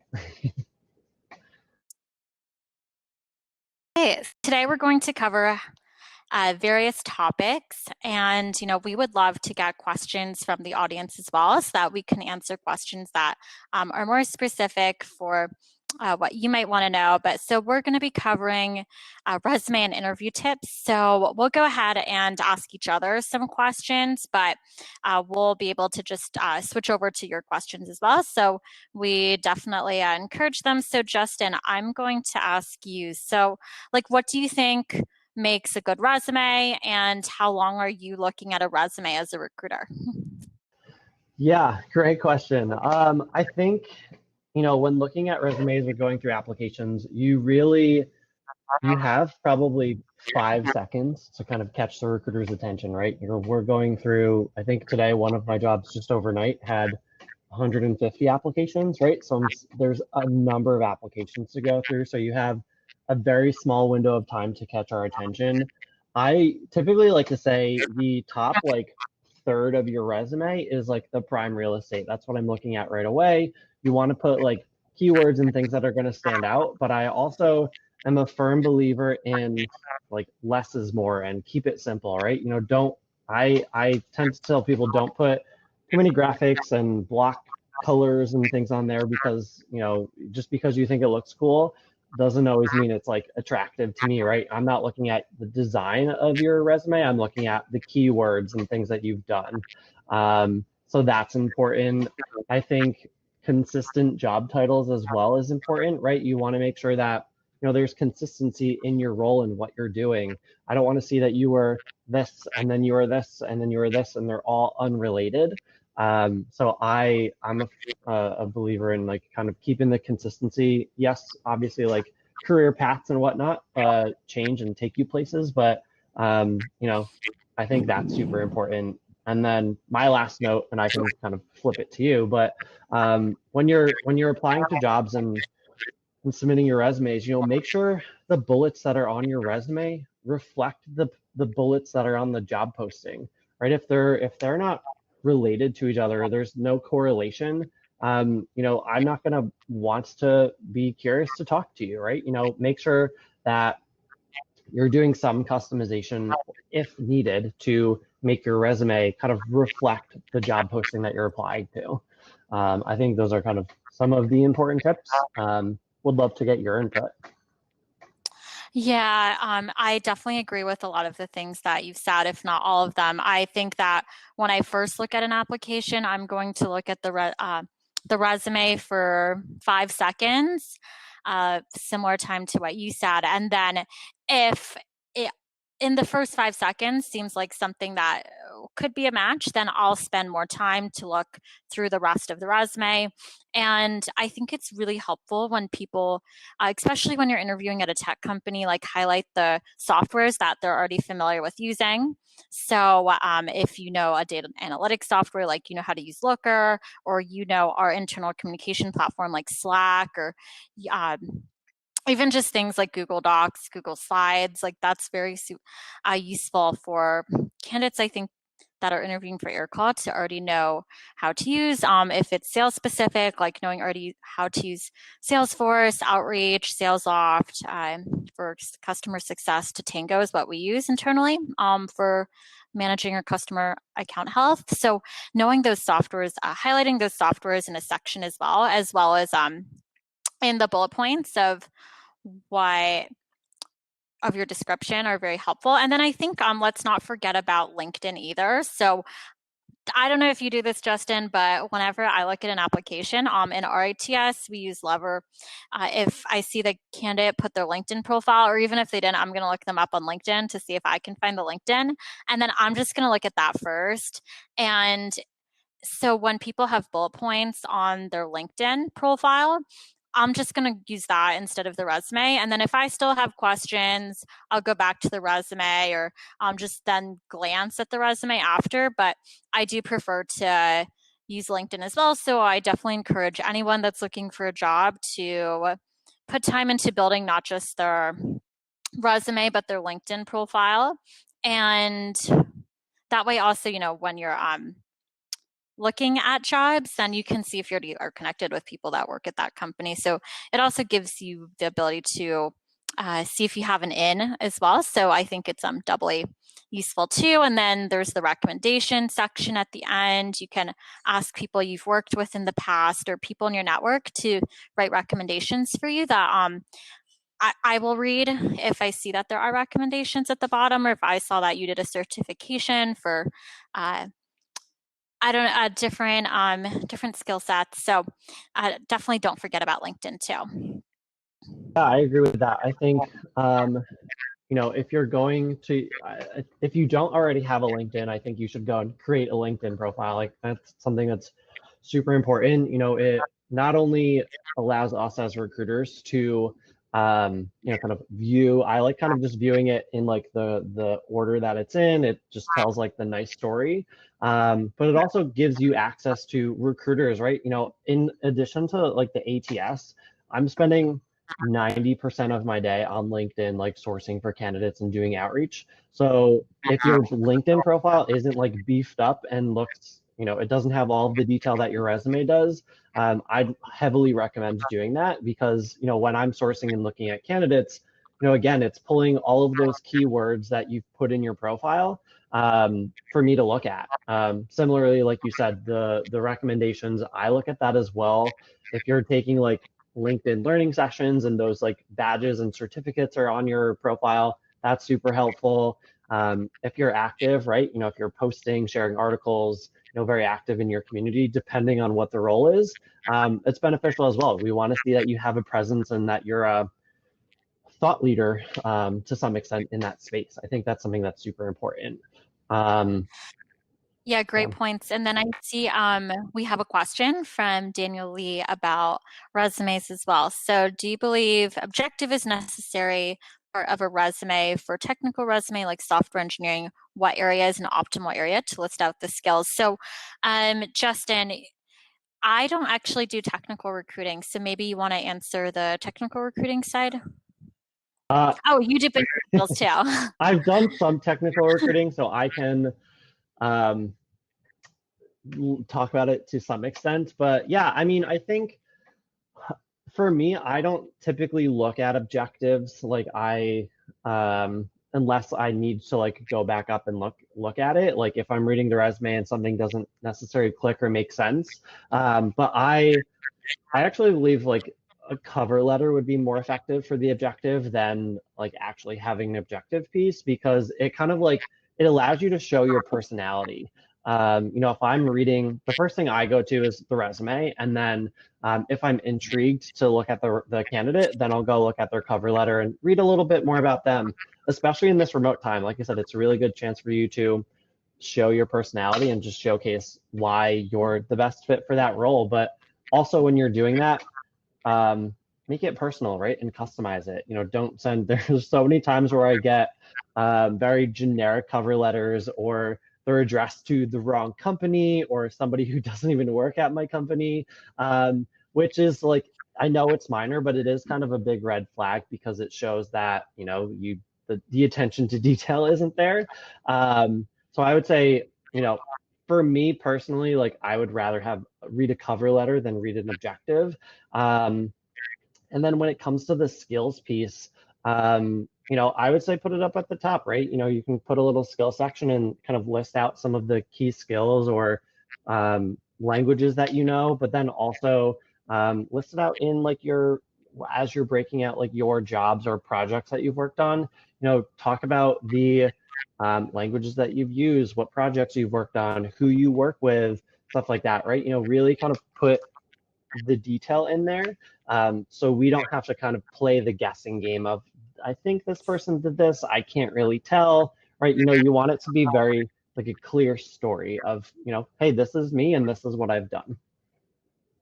Yeah, completely agreed. And I think that it's also great. I love when I see numbers in a resume. Like, so let's say you're in a sales role and you're highlighting your accomplishments, like you were like for 3 consecutive months in a row, 120% to quota.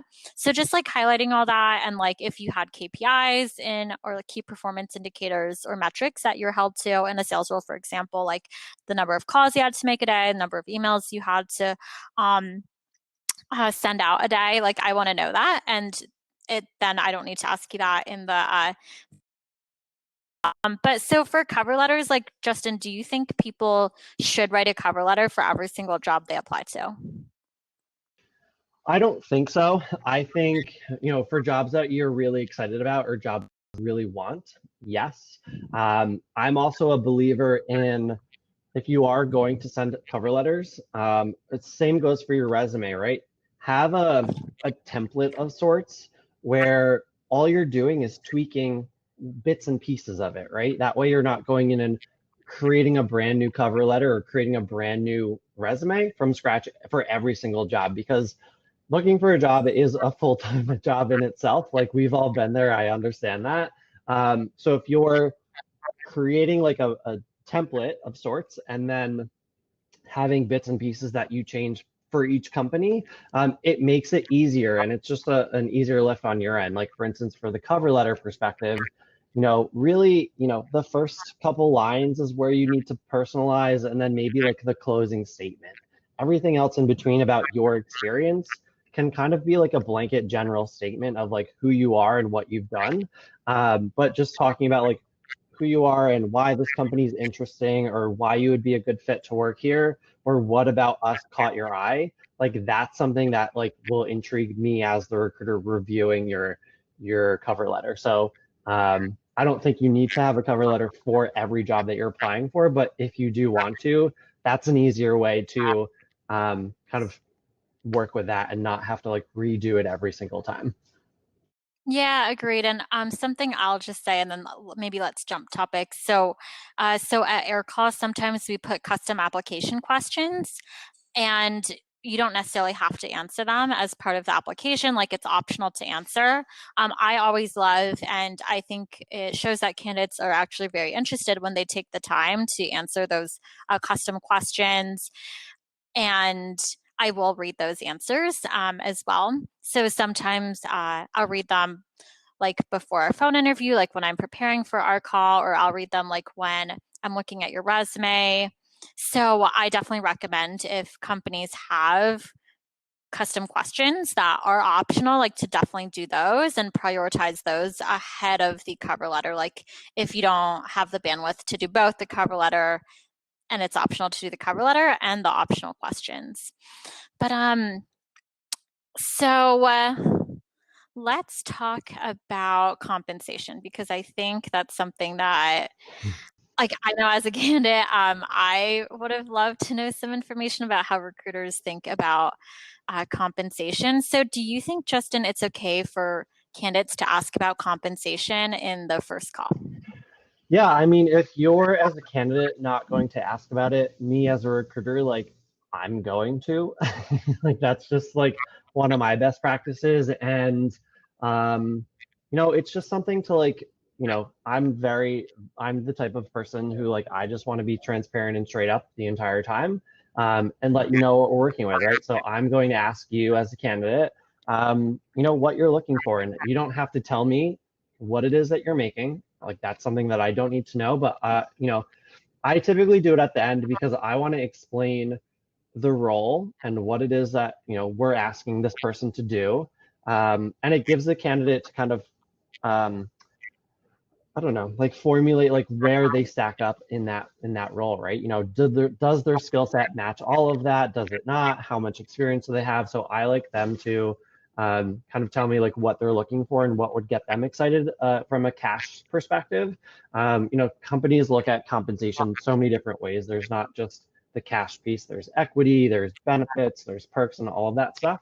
So yeah, I mean, I absolutely welcome the conversation. That's something that I want to make sure that we're on the same page, because I would hate to go through an entire interview process and then we go to make you an offer and we're 50K below what you were looking for, and we just wasted everybody's time. So I'm all for having a conversation.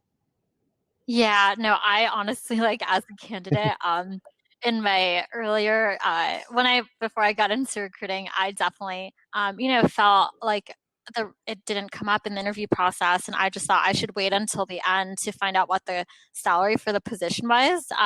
Especially as a fresh grad, I really didn't know anything, and now I've learned, I mean, if the recruiter is not asking you, or who the hiring manager isn't asking you what you're looking for at the beginning of the conversation, like you should definitely ask what's been budgeted compensation wise for this position, so that, like Justin said, you're really not wasting your time and there's no surprises at the end of the interview process. And I also think it's like good for when you are job searching to think about what your range is, like what's a salary you would walk away from. Of course, you have to take like the big picture, like with the equity and the benefits all together, but knowing what you would walk away from if you got an offer for it, what would be good and what would like put you over the moon and get you really, really pumped up. So just thinking about what your three numbers are there too, as a candidate, I think would really help you out as far as navigating those compensation questions, which I think can definitely make people nervous. So when you are confident about your numbers, it just really helps you out there. Yeah, I agree. I mean, I think, when you are starting your job search, that's definitely something that you need to consider, right? What is the lowest possible number that I will accept, that will sustain the lifestyle that I've created, right? Obviously, everybody always wants more, but there are times where, you're willing to be more flexible. There's times where even myself, I've taken a pay cut because I was excited about the role and the opportunity. And, sometimes that the big picture is worth more than like, what you're paying me now. And if you are an early grad or somebody who isn't too familiar with compensation or what you should be getting paid, there are plenty of resources, right? You can go to payscale.com is one of them.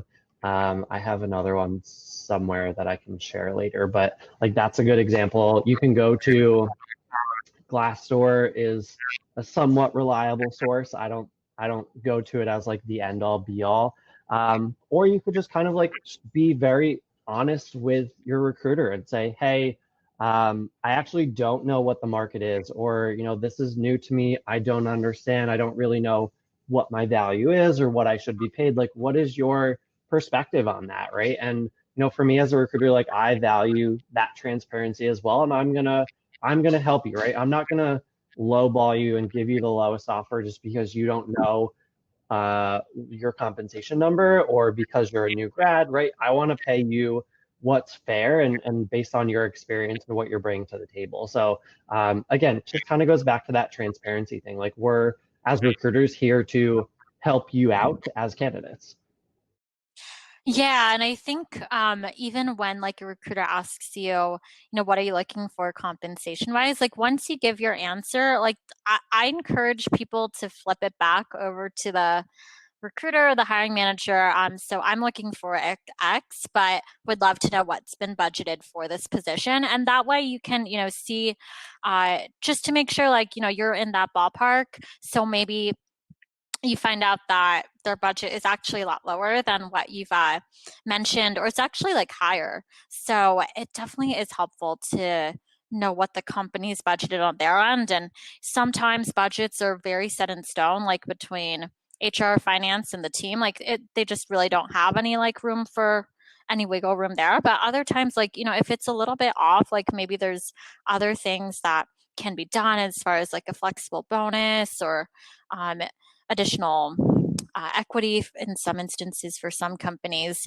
So just like being open to different avenues too, if the salary isn't exactly what you were hoping to see, and just knowing that, just thinking about what you're looking for all in as well. All right, so let's see. Should we go over to some questions in the chat, Justin?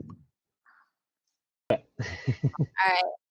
So, okay, Hannah asked, for general business, marketing, communications focused, entry-level positions, what are your advices to get past through the first gate and getting read by hiring managers? So I think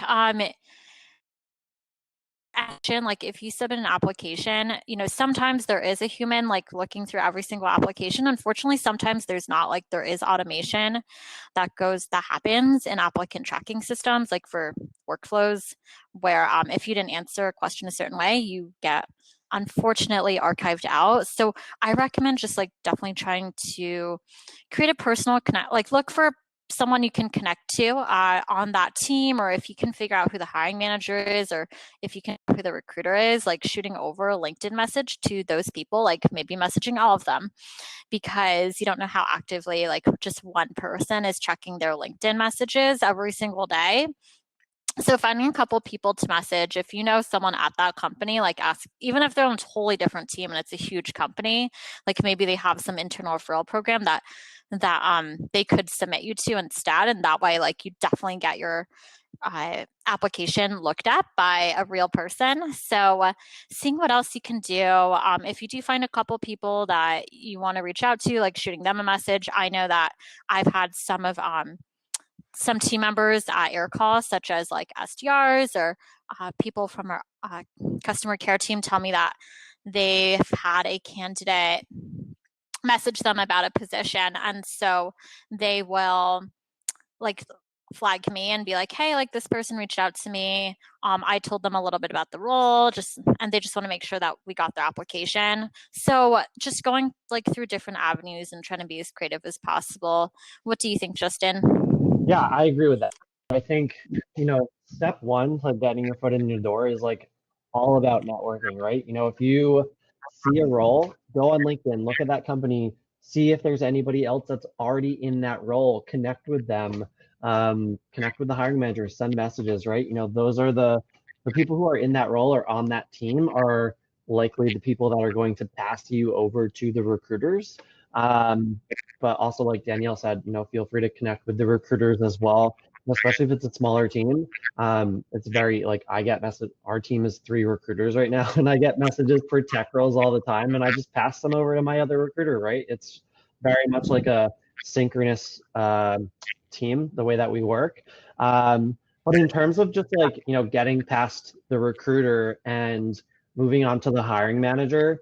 Really what we want to see, especially in those entry level folks, we want to see that like professionalism, that drive, that hunger, like that's all super important. We want to see people who are going to be ambitious and want to learn and can, I don't know, be adaptable to change, right? Especially in a startup, things change all the time, and you have to be able to kind of like pivot left and right constantly. So being that, kind of flexible, adaptable person where you can really showcase like your hunger and drive, that's something that's really important. Like sometimes those skills even outweigh like I've hired people into sales roles that have had no sales experience because they're super hungry over people who have had sales experience. So sometimes all of that is like way more important than like the actual experience itself. Yeah, definitely. I think when you are interviewing with like a recruiter, like such as myself, I love when people are very positive, like speaking about all their experiences in a glass half full sort of mindset. So, I mean, sometimes like I know that the job you might have done might have been like really tough, not a glamorous job, like, but don't speak negatively about that position or the people you worked with. Just, think about things like in a way where it wasn't a good match, but you learned a lot from the experience. Like talk about what you've learned, but what you're looking for instead of what that position was. So just being really, really positive. And I think at the end of the interview, always make sure to ask what the next steps are. That's something I wish I knew as well when I was first looking for jobs when I graduated. Asking each person, it doesn't matter if they're not the hiring manager, they're the recruiter, they're not the recruiter, like what are the next steps of the interview process? I'm really interested, would love to move forward. And then ask the person you spoke to for their email and send over a thank you note. I think that's so important. And I think that's something that people aren't doing as much of these days, but it really, really goes a long way to move past interview rounds when, especially if there's like, maybe a couple people they're deciding between and one person sends an amazing thank you note and solidifies that they're so interested in the position.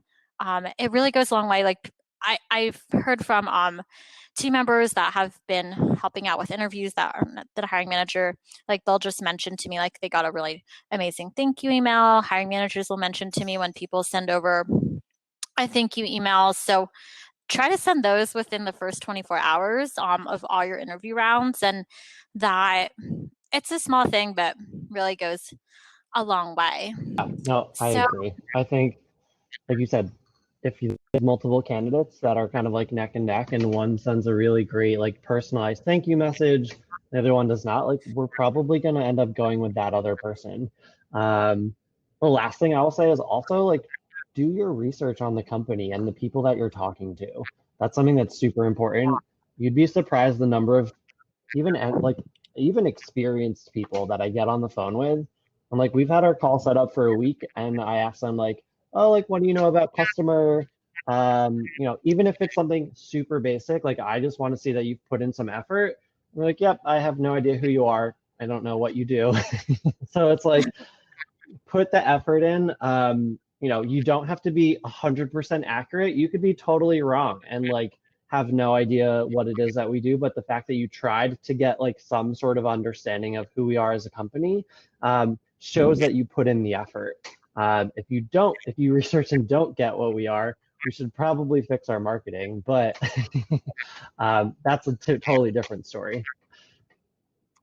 Yeah, absolutely. And then just to pivot to Katie's question, just because it seems on the same lines. So what are your go-to questions for candidates during an initial screen call? So I'll try to do this in 30 seconds and maybe Justin can do 30 seconds. And I know after this, the session ends in the next 2 minutes. So for me, like Justin said, like I really want to know that you research the company and I want to know why you're interested in us now that you've done your research on AirCall, for example. Like there's so many other tech startups out there.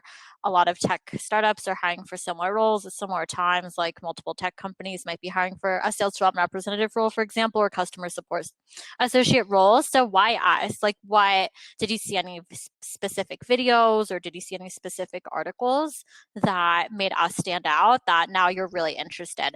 And like highlighting those, speaking in detail, referencing those pieces of media that you saw. And then I want to know why you're interested in the role in particular. Maybe it's a pivot for you in your career, but why are you interested in this role as well? So having insightful answers there that are positive and show how your past experience is transferable is what I'd say. What about you, Justin? I'd echo a lot of that. Like you said, want to understand why you're interested in Kustomer. Prompting you to look for a new role. If you are currently employed, what are you not getting out of your current role that you want to get in your next one? That way, I can see if it's a fit for Kustomer, right? If you're currently looking because things change on a dime, right? And we're a company that like constantly pivots, maybe Kustomer isn't the best place for you.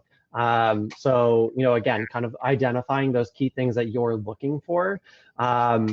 I also want to understand, just in general, what your experience is and things that you've done, projects that you've worked on, people that you've worked with.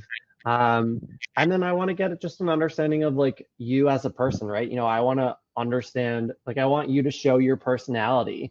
Kustomer is a place where we hire a lot of people that are just like very nice and genuine and kind. And I want to be able to see that just through a phone call or a video call, however we're conducting our screen. I want to see that our core values like kind of live within you, even through just our conversations, right? So I'll ask you some questions that are a little relevant to our values, because that's important, especially in this remote world. Hiring people that align with our values and will add to the culture is something that's really important for us. All right. Well, I think we did that in a good time frame. So yeah. I know that some people might be interested in moving over to the speed networking session. So feel free to move over there. I'm also happy just to stick around in like this room if people have more questions that I can answer. I think there is one that we didn't get to from Sky. I thought that this would just time out at 5:30. Same. I thought there'd be a timer and then like everything would end. Yeah. So it's like that's not the case. So Justin, I don't know what your schedule is, but like I'm happy to answer more questions here. Yeah. What about you? If people have more questions, I'm happy to stick around. This was blocked on my calendar, so I am free in here. All right. So we have a question from, what kind of tips would you give about promoting yourself on LinkedIn and your resume or keywords to stick out? So I'm guessing, Scott, you joined a little bit after. We did cover this a little bit, but just to like give you a like high level overview of what we've gone over. So one, doing the recommendations at the bottom, like if you have any colleagues or I'm sorry, colleagues and coworkers are the same thing. I meant current or past colleagues or coworkers that could say great things about you. Like definitely ask them for recommendations. Make sure that you put the bullet points of what you were doing in your position for each position. Make sure that things match up between your LinkedIn and your resume. Sometimes like I find that it's not the same. And I'm like, am I looking at this correctly? If you have things you want to share on LinkedIn that position you as a thought leader, then definitely post about those. So the last thing I'd say, just to summarize, is or just as my last point is LinkedIn the photo you pick for LinkedIn actually goes a long way. So sometimes I'm surprised people pick those they do. Just make sure it's like a professional photo where you're not have to necessarily be smiling, but I would definitely avoid like mirror selfies, for example, or a photo where there's like another person in the photo, or they're like awkwardly cut out. So you see like half of another person, or you can tell someone was like taking a selfie in a car. I would just stay away from like all of those. And, you don't have to take them on a professional camera. iPhone, Android's great, but just make sure it's something that looks professional and presentable. I could not echo that more. I would also piggyback off of that and say the same for your email icon picture. There are some people that don't realize that their picture is what it is. But like I have an example of somebody I think it was 2 days ago. I was emailing a candidate and his little like image of himself in his Gmail was like a shirtless gym selfie. I was like, okay, this is interesting, but yeah, I mean, be mindful of like all ways that you're interacting with recruiters. Like, be mindful of your images. Be mindful, like, on the same note as email. Like, make sure you're not using like your high school AIM email address anymore or something like that. Like, have a professional or like just a normal email address. That's something like I had to teach my brother that like recently. Like he just switched over to Gmail. He was using his AOL email address from like 8th grade. So it's little things like that that make the impressions. But yeah, I mean, to piggyback off of your LinkedIn comments, all of that's accurate, right? The recommendations, the bullets, your photo, add a little bio about yourself. There's a little section there.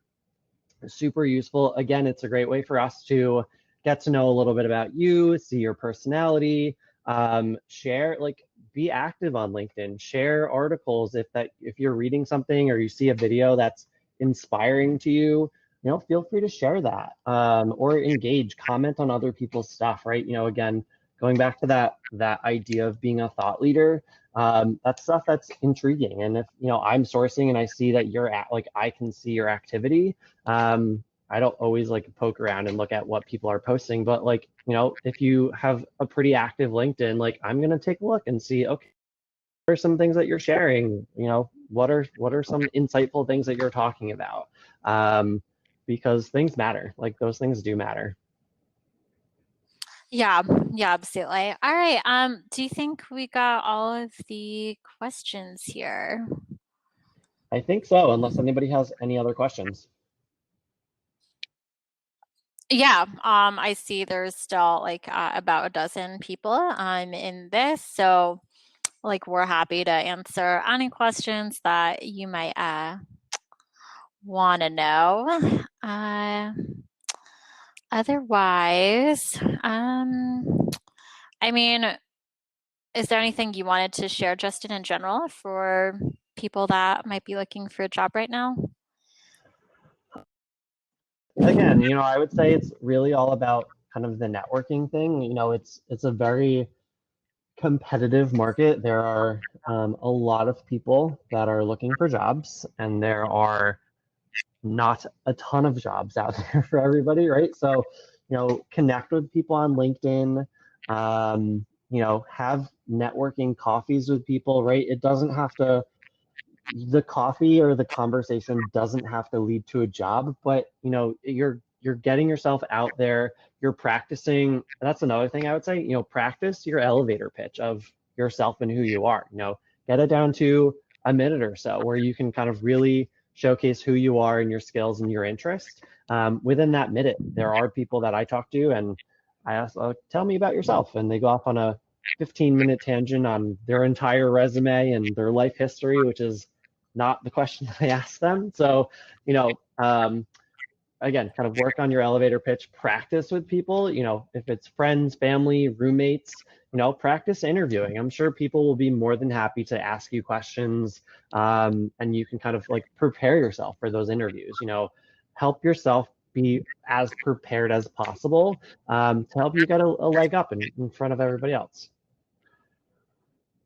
Yeah, absolutely. I do think that when you do an interview with any company, the first question by the first person you speak to, whether it's the recruiter or the hiring manager themselves, is going to be, can you tell me a little bit about yourself and walk me through your background on a high level overview? That's definitely the first question I ever ask anybody.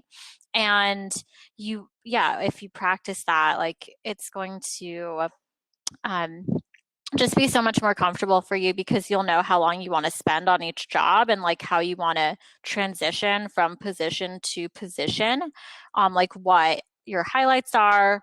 And I mean, for like video interviews, well, maybe not for video interviews, but for phone interviews, you can use your resources, like have the company's website open on one tab, have your resume open on another tab. So that way, like, I don't even think it's cheating. Like, I think it's being smart. Like, I would do that if I was a candidate. I absolutely do that. Yeah, like, it's not a video, so they can't tell I'm reading.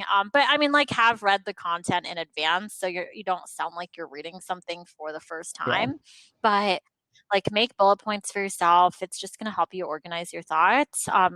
Use what you can. Sometimes, like, honestly, I'm floored when I ask candidates. Like, what do you know about AirCall, or how do you describe AirCall to a friend? And they can't say cloud-based business phone system. Honestly, it's really surprising for me, and it's like a very short phrase. So just have our site open, and I'll think you have done the research, even if you're just reading off the screen. So yeah, use any resource. I'll also say, and then I think Austin added another, or repeated his question, because I don't think we got to it, but keep a tracker as well. If you are like actively in the job search, something that I like to do, again, because job hunting is a full-time job, I keep a spreadsheet of every job, the recruiter, what the job title is. I'll link it to the job description, any notes on the job itself, compensation, the interview cycle, whatever. I'm just a very organized individual, and I like to have everything visualized and set out and all that stuff. So for me, it helps me keep track of, like, okay, I know who I talked to here, or I know what company has X benefits, or what X job is here. So stay as organized as possible. That's something that, like, I find really helpful when I'm like actively in the job search. But I do that with like everything in my life, like of moving, and I have a spreadsheet for like, these are all the pieces of furniture that I want to buy, or like the different things that I could buy and my options. So that's just me, but like I think that it just helps you, again, be more organized. Yeah. So like in an in-person interview, how you would take notes while you're interviewing with the person. And, when people know you're taking notes, like, they know how you're interested. Like, I love when I see people taking notes. Like, just mention to the interviewer, like, hey, if you see me typing, like, I'm just taking a couple notes on my end. And that way, like, you'll be organized about each position you're interviewing for, and you don't have to ask repeat questions later as well. But all right, so let's get to Austin's question. So let's see. I I'd love to know what your advice would be for pivoting from a weak area to a relevant, strong area during an interview. I've had a couple interviews where I was bogged down in a line of questioning in my weakest relevant area and didn't know how to move towards my strengths. Austin, I've definitely had that happen to me too. I was interviewing for a position while I was in college for like a full-time role when I graduated, and I just felt like the interviewer asked me the whole time about one like photography editorial assistant job I had and like how I like led the organization, and I didn't know how to get away from it, like, and then I didn't get the position, or I didn't move on to the next round. So yeah, I've definitely struggled with that too. Justin, what's your advice for us? Yeah, I mean, we've all been there. Interviewing is like, again, interviewing is very nerve-wracking. So when an interviewer, regardless of who it is, asks you a question, feel free to like take a breath, take a moment, and formulate your answer. Don't just spit the first thing out that comes to mind, right? Like really think about what your answer is. If you don't understand the question, ask them to rephrase it. Be like, hey, I don't understand the question. Do you mind rephrasing that, or do you mind repeating that? There's nothing wrong with that. I also find a lot of humility and like just a candidate saying like, to be honest, like I'm not super strong in that area, or I don't know the answer to that question, right? It's, to me, I'd rather have you say, I don't know, as opposed to have you attempt to answer and get it totally wrong, because then it makes you look like you have no idea what you're doing, as opposed to you saying like, I actually don't know. But if you know that's an area that is not one of your strengths, or an area that you're improving upon, talk about how you recognize that that's one of your weaker areas, and some of the ways that you're doing to, or some of the things that you're doing to get better in that area. I think having that self-awareness is something that's really important, and to be able to say, hey, I know this is I'm not strong in this area. I'm now being mentored by this person. I'm taking these classes. I'm doing X research, right? All of that more appealing to me as an interviewer, as opposed to you just saying like, oh, I don't know, or not that, but like saying like, I'm weak in this area, right? I want to see what you're doing to get better and increase those skills. Yeah, absolutely. I agree. Like showing that you're interested in improving in that area like goes a long way, as opposed to not having the strength there and not caring that you don't have the strength there. And then as far as like pivoting, so like let's say you're a customer success manager and the interviewer is asking you about your upsell experience, like how do you identify upsell opportunities, and like how do you negotiate the contract? Like maybe you just aren't as strong, or don't do as many upsells in your job, but you do a ton of renewals. So even if when you're doing the renewal, the revenue amount isn't changing, like the customer is still going to be paying the same amount, you're still generating revenue for the company because you're renewing the customer contract. So show how even though you don't have experience doing that one particular thing, you have experience doing something else that actually is translatable, because you're still like ensuring the customers happy with the product and wants to renew their subscription, and like re-signing their contract. Even if the contract's for the exact same amount of money, it's still it's still dealing with contracts, and it's still discussing revenue for the company and cost for the customers. So try and think about things that you've done that are similar, relatable, and tie back to what's being asked. Yep, I would agree. All right. Well, I think we've covered it all, Justin. So, I mean, if anyone has any additional questions, like feel free to like shoot me an email, and happy to, or like add me on LinkedIn.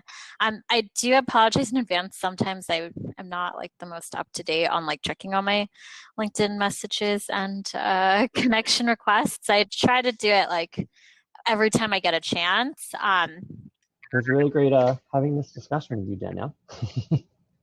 Yeah, it was so good talking to you, Justin, as well. All right, take care, everybody. Bye. Bye.